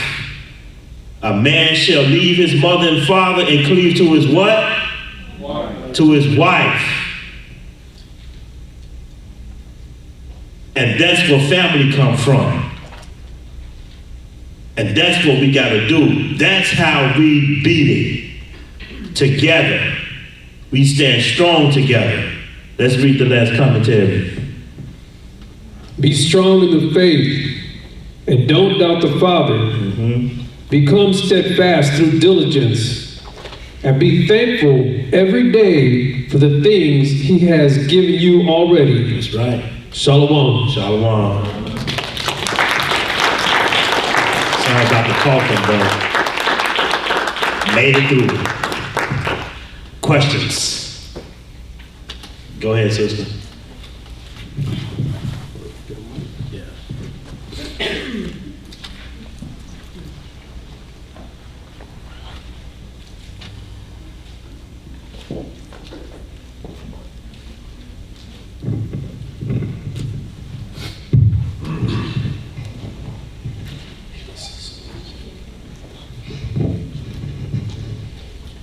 Shalom. Shalom. What Greek number was for serpent? I didn't get that. It was G3789.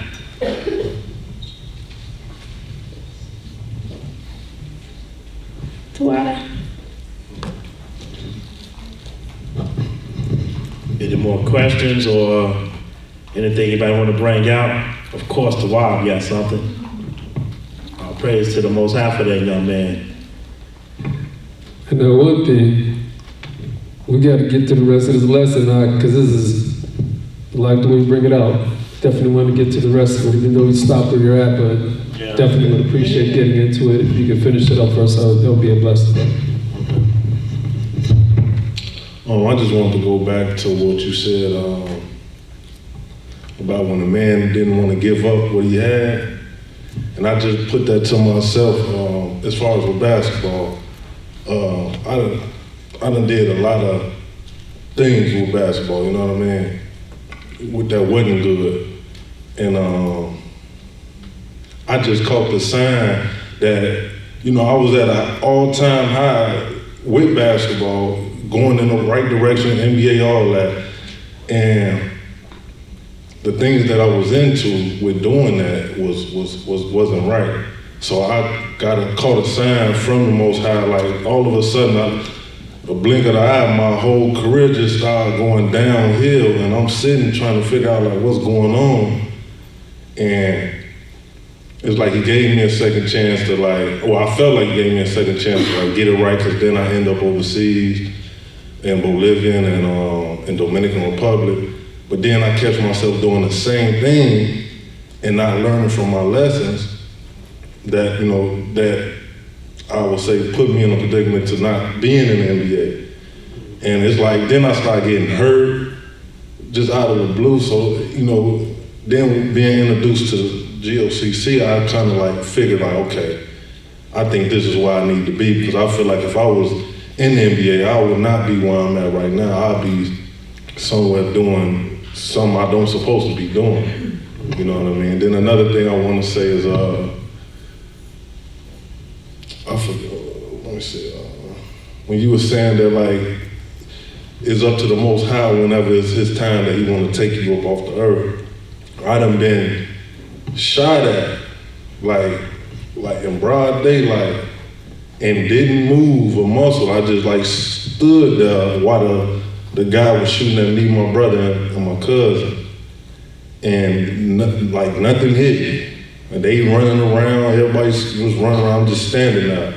Nothing hit me. I done been in a car accident on the expressway, and bad. I'm talking about if you looked at the car, you'll be like, man, how am I like, you know, still here?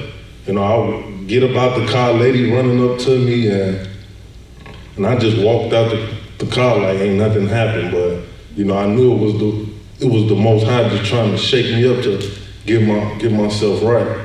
You know what I mean? So, you know, that's all I want to say. Yeah, right, because the Most High, you know, he works even when we don't know it. He do his thing. So yeah, because it was something more for you than basketball. It was something more for you than, you know, speeding around in cars, having accidents. So the Most High know. I remember me, I used to be like that. People used to shoot, I used to just walk. I used to hear gunshots, everybody running, I used to just walk. But now I know, because guess what I was doing? I was testing the Most High. And we ain't supposed to do that. Christ said, hey, do not test the Most High your God. So that was cocky. I was just being cocky. Like, oh, y'all was scared. What if I would have got shot? Go ahead. See. All right, go ahead. Tawab and then Al-Bakar. I just wanted to bring out a few points and some scriptures that I had heard over when you was talking about the lesson.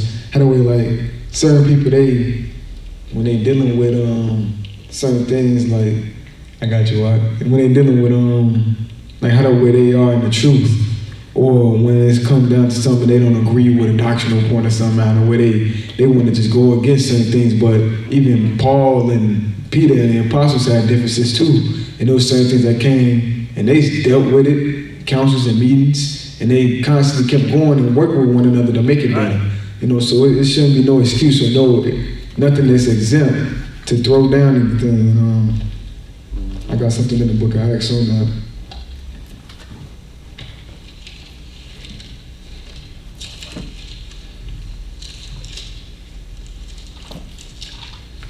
This is the book of Acts chapter 6, verse 1. And it says, and in those days, when the number of the disciples were multiplied, there arose a murmuring of the Grecians against the Hebrews, because their widows were neglected in the daily ministration. Then the 12 called the multitude of the disciples unto them and said, it is not reason that we should leave the word of the Most High to serve tables. See, like it was a situation going on. They didn't panic. They didn't do anything. Nobody left. Nobody, you know what I'm saying, looked to find any type of way to scoot out. But they worked with it together as men. They knew what the greater purpose was. You know what I'm saying, within Christ. Verse 3 says, wherefore, brethren, look, ye out among you 7 men of the honest report, full of the Holy Spirit and wisdom, whom we may appoint over this business, but we will give ourselves continually to prayer and the ministry of the word. And the same pleased the whole multitude, and they chose Stephen, a man full of faith and of the Holy Spirit, and Philip of Prochorus, and Parmenas, and Nicholas, a proselyte of Antioch. So they even got a man who wasn't even of what you know as circumcision. You know, they got, you know what I'm saying? So, you know what I'm saying? When it comes to the purpose of, you know, when anybody coming up with anything, or, yeah, I don't agree with this, the scriptures tell you, you know what I'm saying? Hey, if you meditate on the scriptures and meditate on the commandments, the Most High give you wisdom at your desire. You know what I'm saying? If this is really truly within your heart to change or to gain this, you shouldn't, you know what I'm saying? You shouldn't look to bash the others or go this way with it or show any disrespect towards those who's trying to do the best they can within the Most High's will. You know, because we all are men on this earth, but you know what I'm saying, we all striving for the same goal, the kingdom. And I got some more scriptures pertaining to it as well. Sirach chapter 20, verse 5. I actually have a lot more, but I'm trying to keep that short as possible. That's Sirach 20 and 5. Right. Sirach chapter 20, verse 5. It says, there is one that keepeth silence and is found wise, and another by much babbling becometh hateful. Mm-hmm. Some man holdeth his tongue because he hath not to answer, and some keepeth silence knowing his time. A wise man will hold his tongue till he see opportunity, like you said before, that opportunity. Right. But a babbler and a fool will regard no time. Mm-hmm. He that useth many words shall be abhorred, and he that taketh to himself authority therein shall be hated. So anybody that try to do anything outside of what was set and established through Christ, it's going to be just totally destitute because it's not set within the foundation of Christ. Right. Because you're doing it on your own atmosphere. You know, you think you're doing certain things, which is going to lead nothing to your own downfall, because it's all going to be crumbled at the end. And this I'd say your wrong atmosphere. Man.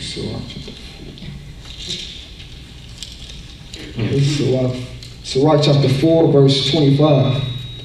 In no wise speak against the truth, but be abased of the error of thy ignorance. Excuse me. Be not ashamed to confess thy sins, and force not the course of the river. So when it comes to these things, when you don't understand anything, don't try to, and then when you try to leave, don't try to blame it on, oh, it was this. I looked at, it was this particular thing. Right. When truly in your heart, you just can't confess your sins to the point to where you're not humbled enough to actually change from that thing. Right. You know, so like, just dealing with that and thinking of that and how the way that deals with being fearless and unwavering, excuse me, how the way you don't just twinkle down at the last moment. You know what I'm saying? When certain things go down, you got to actually think, man, is this the right decision to make, or should I actually just be patient and wait? Because you never know, like, that thing, the most I might help you with, that thing might help you in like 2 or 3 months, whatever you're dealing with. And then now, hey, we got to think on the long term, not just on the moment. Right. You know what I'm saying? And how the Most High to deal with us. Right. And I got one more scripture in Proverbs. Proverbs chapter 21, verse 30. And it says, there is no wisdom nor understanding nor counsel against the Most High. So ain't nothing in this world, you can't find nothing else. When you get this truth, I can speak of in Hebrews chapter 6, you know what I'm saying? When you go back into those old ways, you make the sacrifice of Christ open shame. Mm-hmm. So like when you have this truth, you got to take it with precautions and have it has to be totally charitable within your heart. And having that as the key foundation. So if something goes down or you don't understand something, just always respect the deacons and the elders, because even though they might not understand the situation, I guarantee in their heart they're trying to figure out that particular thing for you. So just keep the faith and keep moving. That's right. Ricard? I'd just like to expound on how important it is. The rich man, he went through life, he kept the commandments.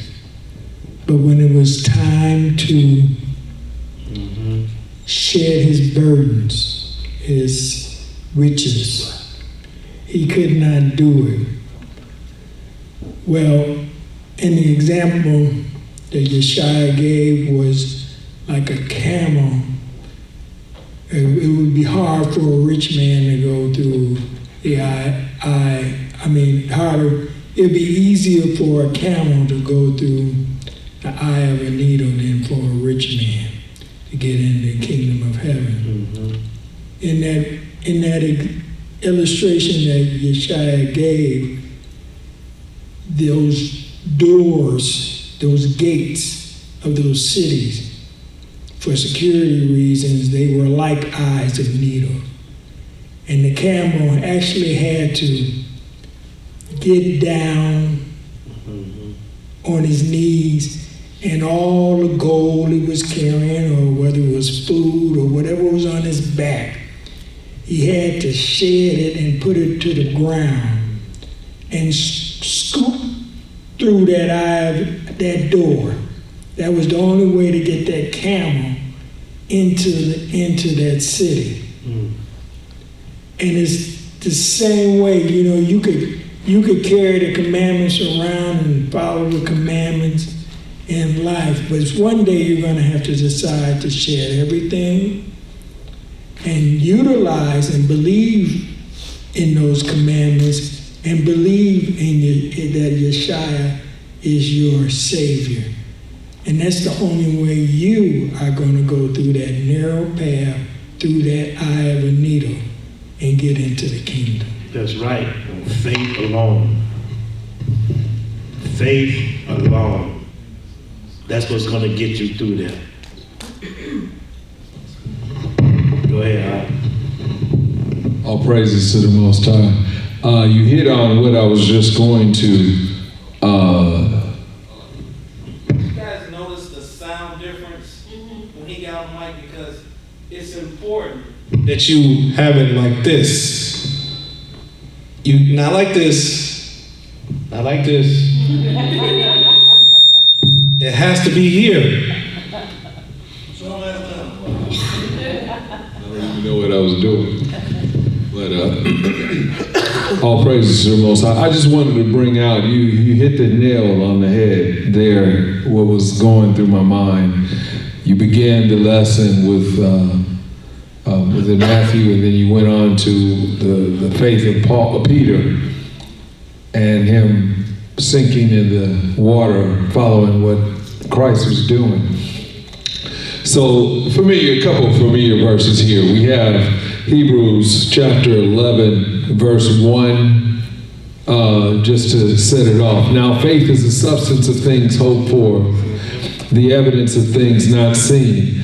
Then it gives us many examples of people in the Bible and their acts of faith. And then going down to verse 6, it says, but without faith, it is impossible. It didn't say possible with a little. It says, without faith, it is impossible to please him. That he that cometh to the Most High must believe that he is, and that he is a rewarder of them that diligently seek him. So we can talk about everything else we want to talk about, but without faith, it's not going to happen at all. That's right. So we have to have what they call that blind faith. And even Christ said, unless we become as a child. I didn't even think about that till just now.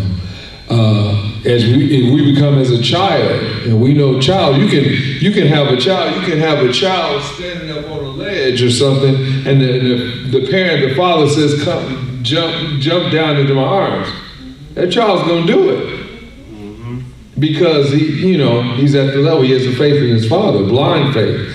So we have to have that faith, like we sit in this seat here, that the chair is gonna hold us up. We don't even think about it anymore.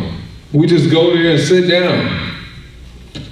So how much more should we have faith? And then, of course, you talk about the brain issue thing there. The word already says, these are all familiar scriptures. It already says, and this is my last one, and it is appointed unto men once to die, but after this, the judgment. So they can try to do whatever they want to do.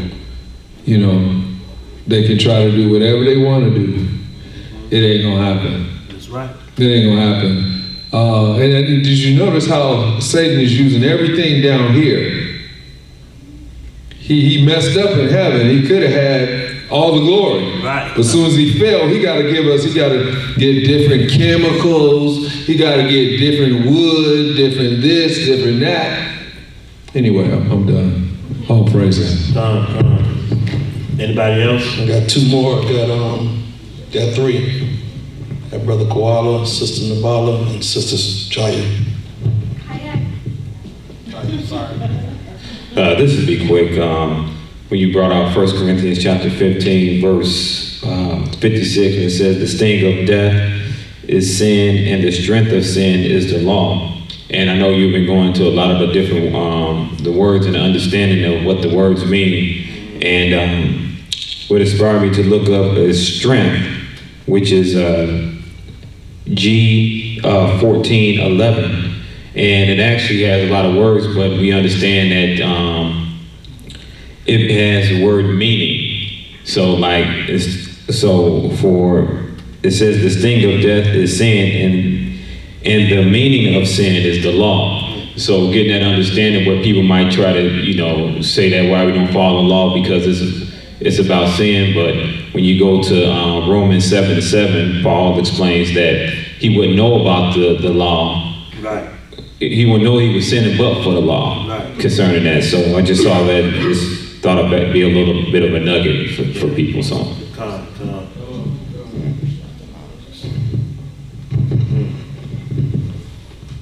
I just had something real quick to say. And while we're talking about faith, what does that mean? Does that just sit here and, I have faith and believe? No, as you read these scriptures, you apply them in your life. That's right. Every part of your walk should come from a scripture. And, we just weren't taught that way. So, especially, for the sisters, as I'm really speaking to, is, just apply each scripture, sometimes we just want to go out there and teach, I just want to show them what I know.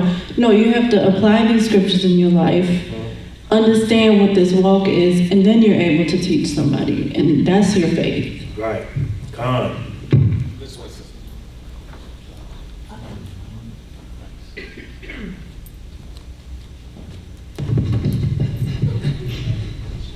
Hello.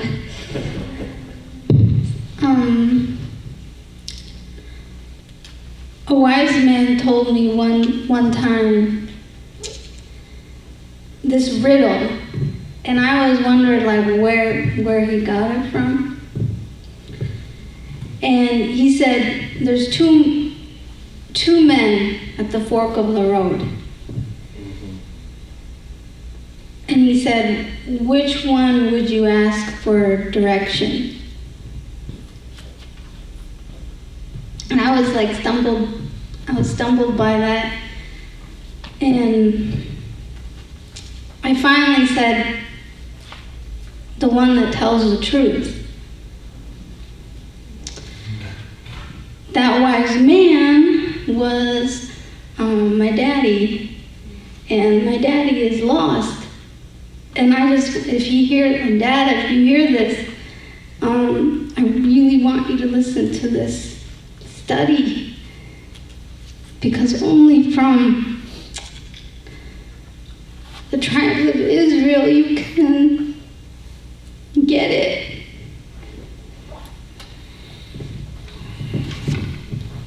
That's all.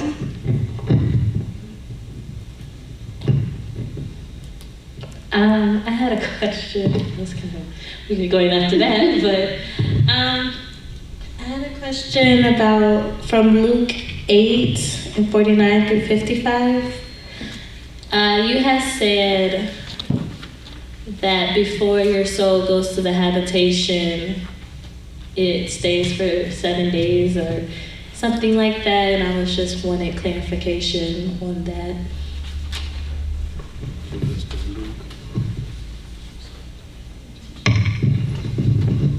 That's in the Apocalypse of Paul, right? No, that's in the Apocalypse. Yeah, get into the Apocalypse.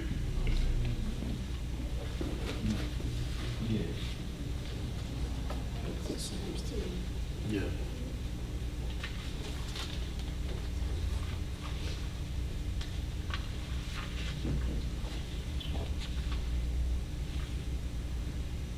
Got it. My second sister.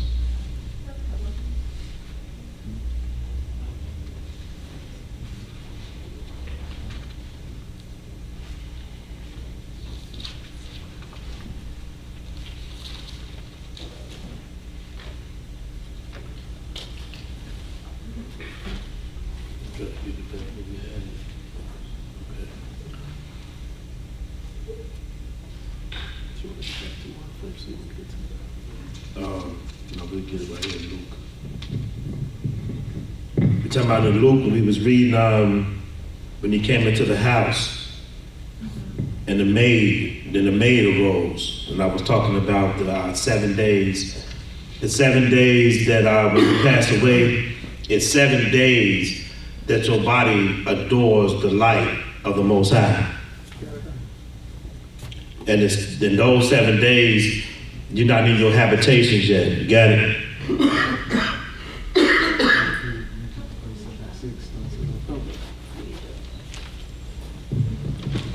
Can read it. Yeah.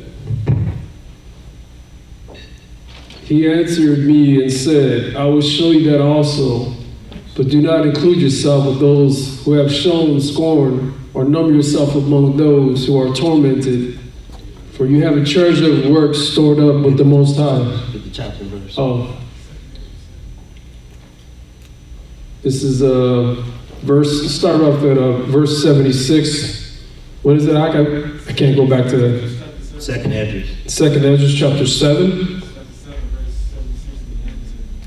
This is the annotated Apocrypha.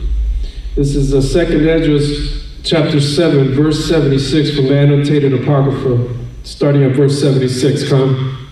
All right. He answered me and said, I will show you that also, but do not include yourself with those who have shown scorn, or number yourself among those who are tormented.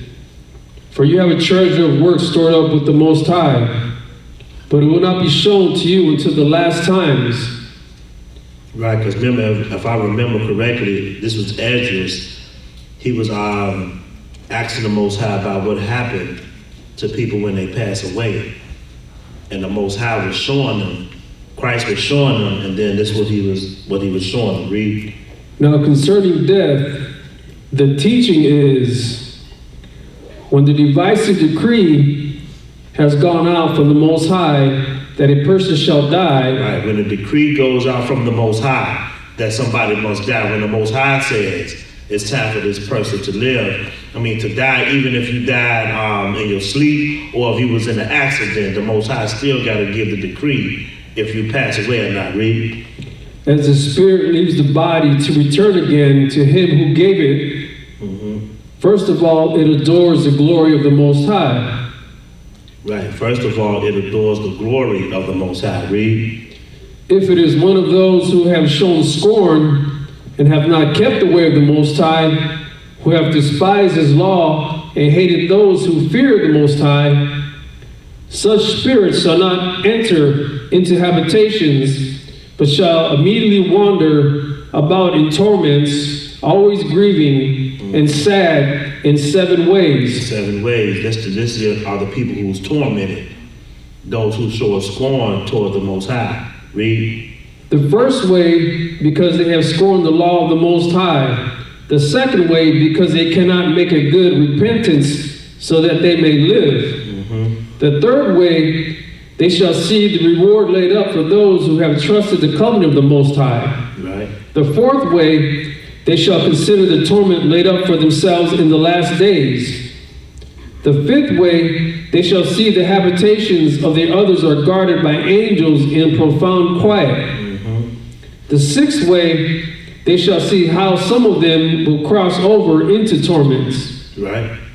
The seventh way, which is worse than all the ways that have been mentioned, they shall see what? Because they shall utterly waste away in confusion and be consumed with shame, and shall wither with great fear at the glory of the Most High, in whose presence they sinned while they were alive, and in whose presence they are to be judged in the last times. Now this is the order of those who have kept the ways of the Most High, when they shall be separated from their mortal body. Read. During the time that they lived in it, they laboriously served the Most High and withstood danger every hour so that they might keep the law of the lawgiver perfectly. See, they withheld dangers all day long, street preaching. Not worried about what's going on next to them. They're keeping the faith. They're keeping the strength. Read. Therefore, this is the teaching concerning them. First of all, they shall see with great joy the glory of him who receives them. First of all, they shall see the Most High. Read. For they shall have rest in 7 orders. They shall have rest in 7 orders. Remember, the Most High loved that number 7. Read. The first order, because they have striven with great effort to overcome the evil thought that was formed with them, so that it might not lead them astray from life into death. The second order, because they see the perplexity in which the souls of the ungodly wander and the punishment that awaits them. The third order, they see the witness that he formed them bears concerning them, that throughout their life they kept the law with which they were entrusted. The fourth order, they understood the rest that they now enjoy, being gathered into their chambers and guarded by angels in profound quiet, and the glory waiting for them in the last days. The fifth order, they rejoice that they have now escaped what is corruptible and shall inherit what is to come. And besides, they see the straits and toil from which they have been delivered, and the spacious liberty that they are to receive and enjoy in immortality. The sixth order, when it is shown them how their face is to shine like the sun, and how they are to be made like the light of the stars, being incorruptible from then on. The seventh order, which is greater than all that have been mentioned, because they shall rejoice with boldness, and shall be confident without confusion, and shall be glad without fear, for they press forward to see the face of him whom they served in life, and from whom they are to receive their reward when glorified. This is the order of the souls of the righteous, as henceforth is announced. And the previously mentioned are the ways of torment that those who would not give heed shall suffer hereafter. Right. See, the first when you pass away, remember people always talk about they seeing that light. That light is the Most High's light, is what they seeing when you first pass away. And you got 7 days to dwell in it, in that light. Then after that 7 days, you go into habitations. Whatever habitation, if you did wrong, you go to the fire part. If you did right, you go to the bosom of Abraham. Now, if you did something so bad, you don't even get to adorn that light for 7 days. You go directly into torments. That's what this book is saying right here. Did that answer your question? Okay, go ahead and finish it. This is the order of the souls of the righteous as henceforth is announced, and the previously mentioned are the ways of torment that those who would not give heed shall suffer hereafter. Then I answered and said, will time therefore be given to the souls after they have been separated from the bodies to see what you have described to me? He said to me, they shall have freedom for 7 days. See that? So that during these 7 days... Read it again. I'll start from the top again. Then I answered and said, will time therefore be given to the souls after they have been separated from the bodies to see what you have described to me? He said to me, they shall have freedom for 7 days, so that during these 7 days they may see the things of which you have been told, and afterwards they shall be gathered in their habitations. You see? Yes, it answered my question. Okay. The water, brother. Right. Again, it's the water. You see, when you get those 7 days of freedom, you're going to be seeing everything. That's why people talk about their life passing before their eyes. And those 7 days, you're going to be seeing exactly what was going on. Your life is going to be ran past you over and over again. And you're going to be thinking. And now, if you know that you did wrong, you're going to be thinking like, man, I should have did this, I should have did that, I should have did that. But once you passed away, you can't, what they say, you can't atone. You can't atone for your sins then. So now is the time for us to do it before we reach that point. Go ahead, Tawad. Like you said before, Luke 16, go over there too. When the rich man tried to get it, you know what I'm saying? Yeah, the rich man with Lazarus. Yeah. When the rich man went, when he went into the bowels, and he saw Lazarus over there. And he was telling them, he asked Abraham to send Lazarus back to his brothers, because he had, 3 brothers? He said, send Lazarus back and tell my brothers, but this place is here. And he said, no, they have the Bible. They have the Bible and they have the prophets. So that's what we got to, that's what we got to look forward to. Either profane quietness or heat. Like I say all the time, I don't like heat. Hey, I don't even like my food hot. But let us, everybody got any more questions or anything? Go ahead, sister. Hi, so I'm here to touch upon the lesson about fear. So I learned this in my Bible class today, which I have on in homeschool right now. I learned a lot in there, and I want to share it. Go ahead, bring it out, sister. It's in the book of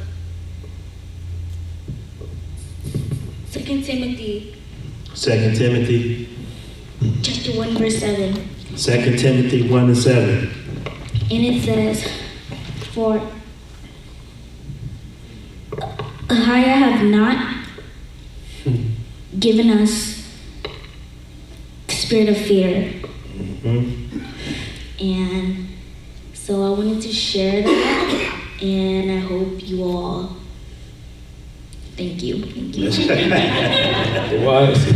right. Oh man, I love the young in this church. I just love y'all. Y'all just brighten my day. But the Most High heaven gave us a spirit of fear. Period. Just to fear Him. But that comes with something good. Because the fear of the Most High is what? What? That's right. To fear the Most High is the beginning of knowledge. So hey, let's fear Him. Anybody else?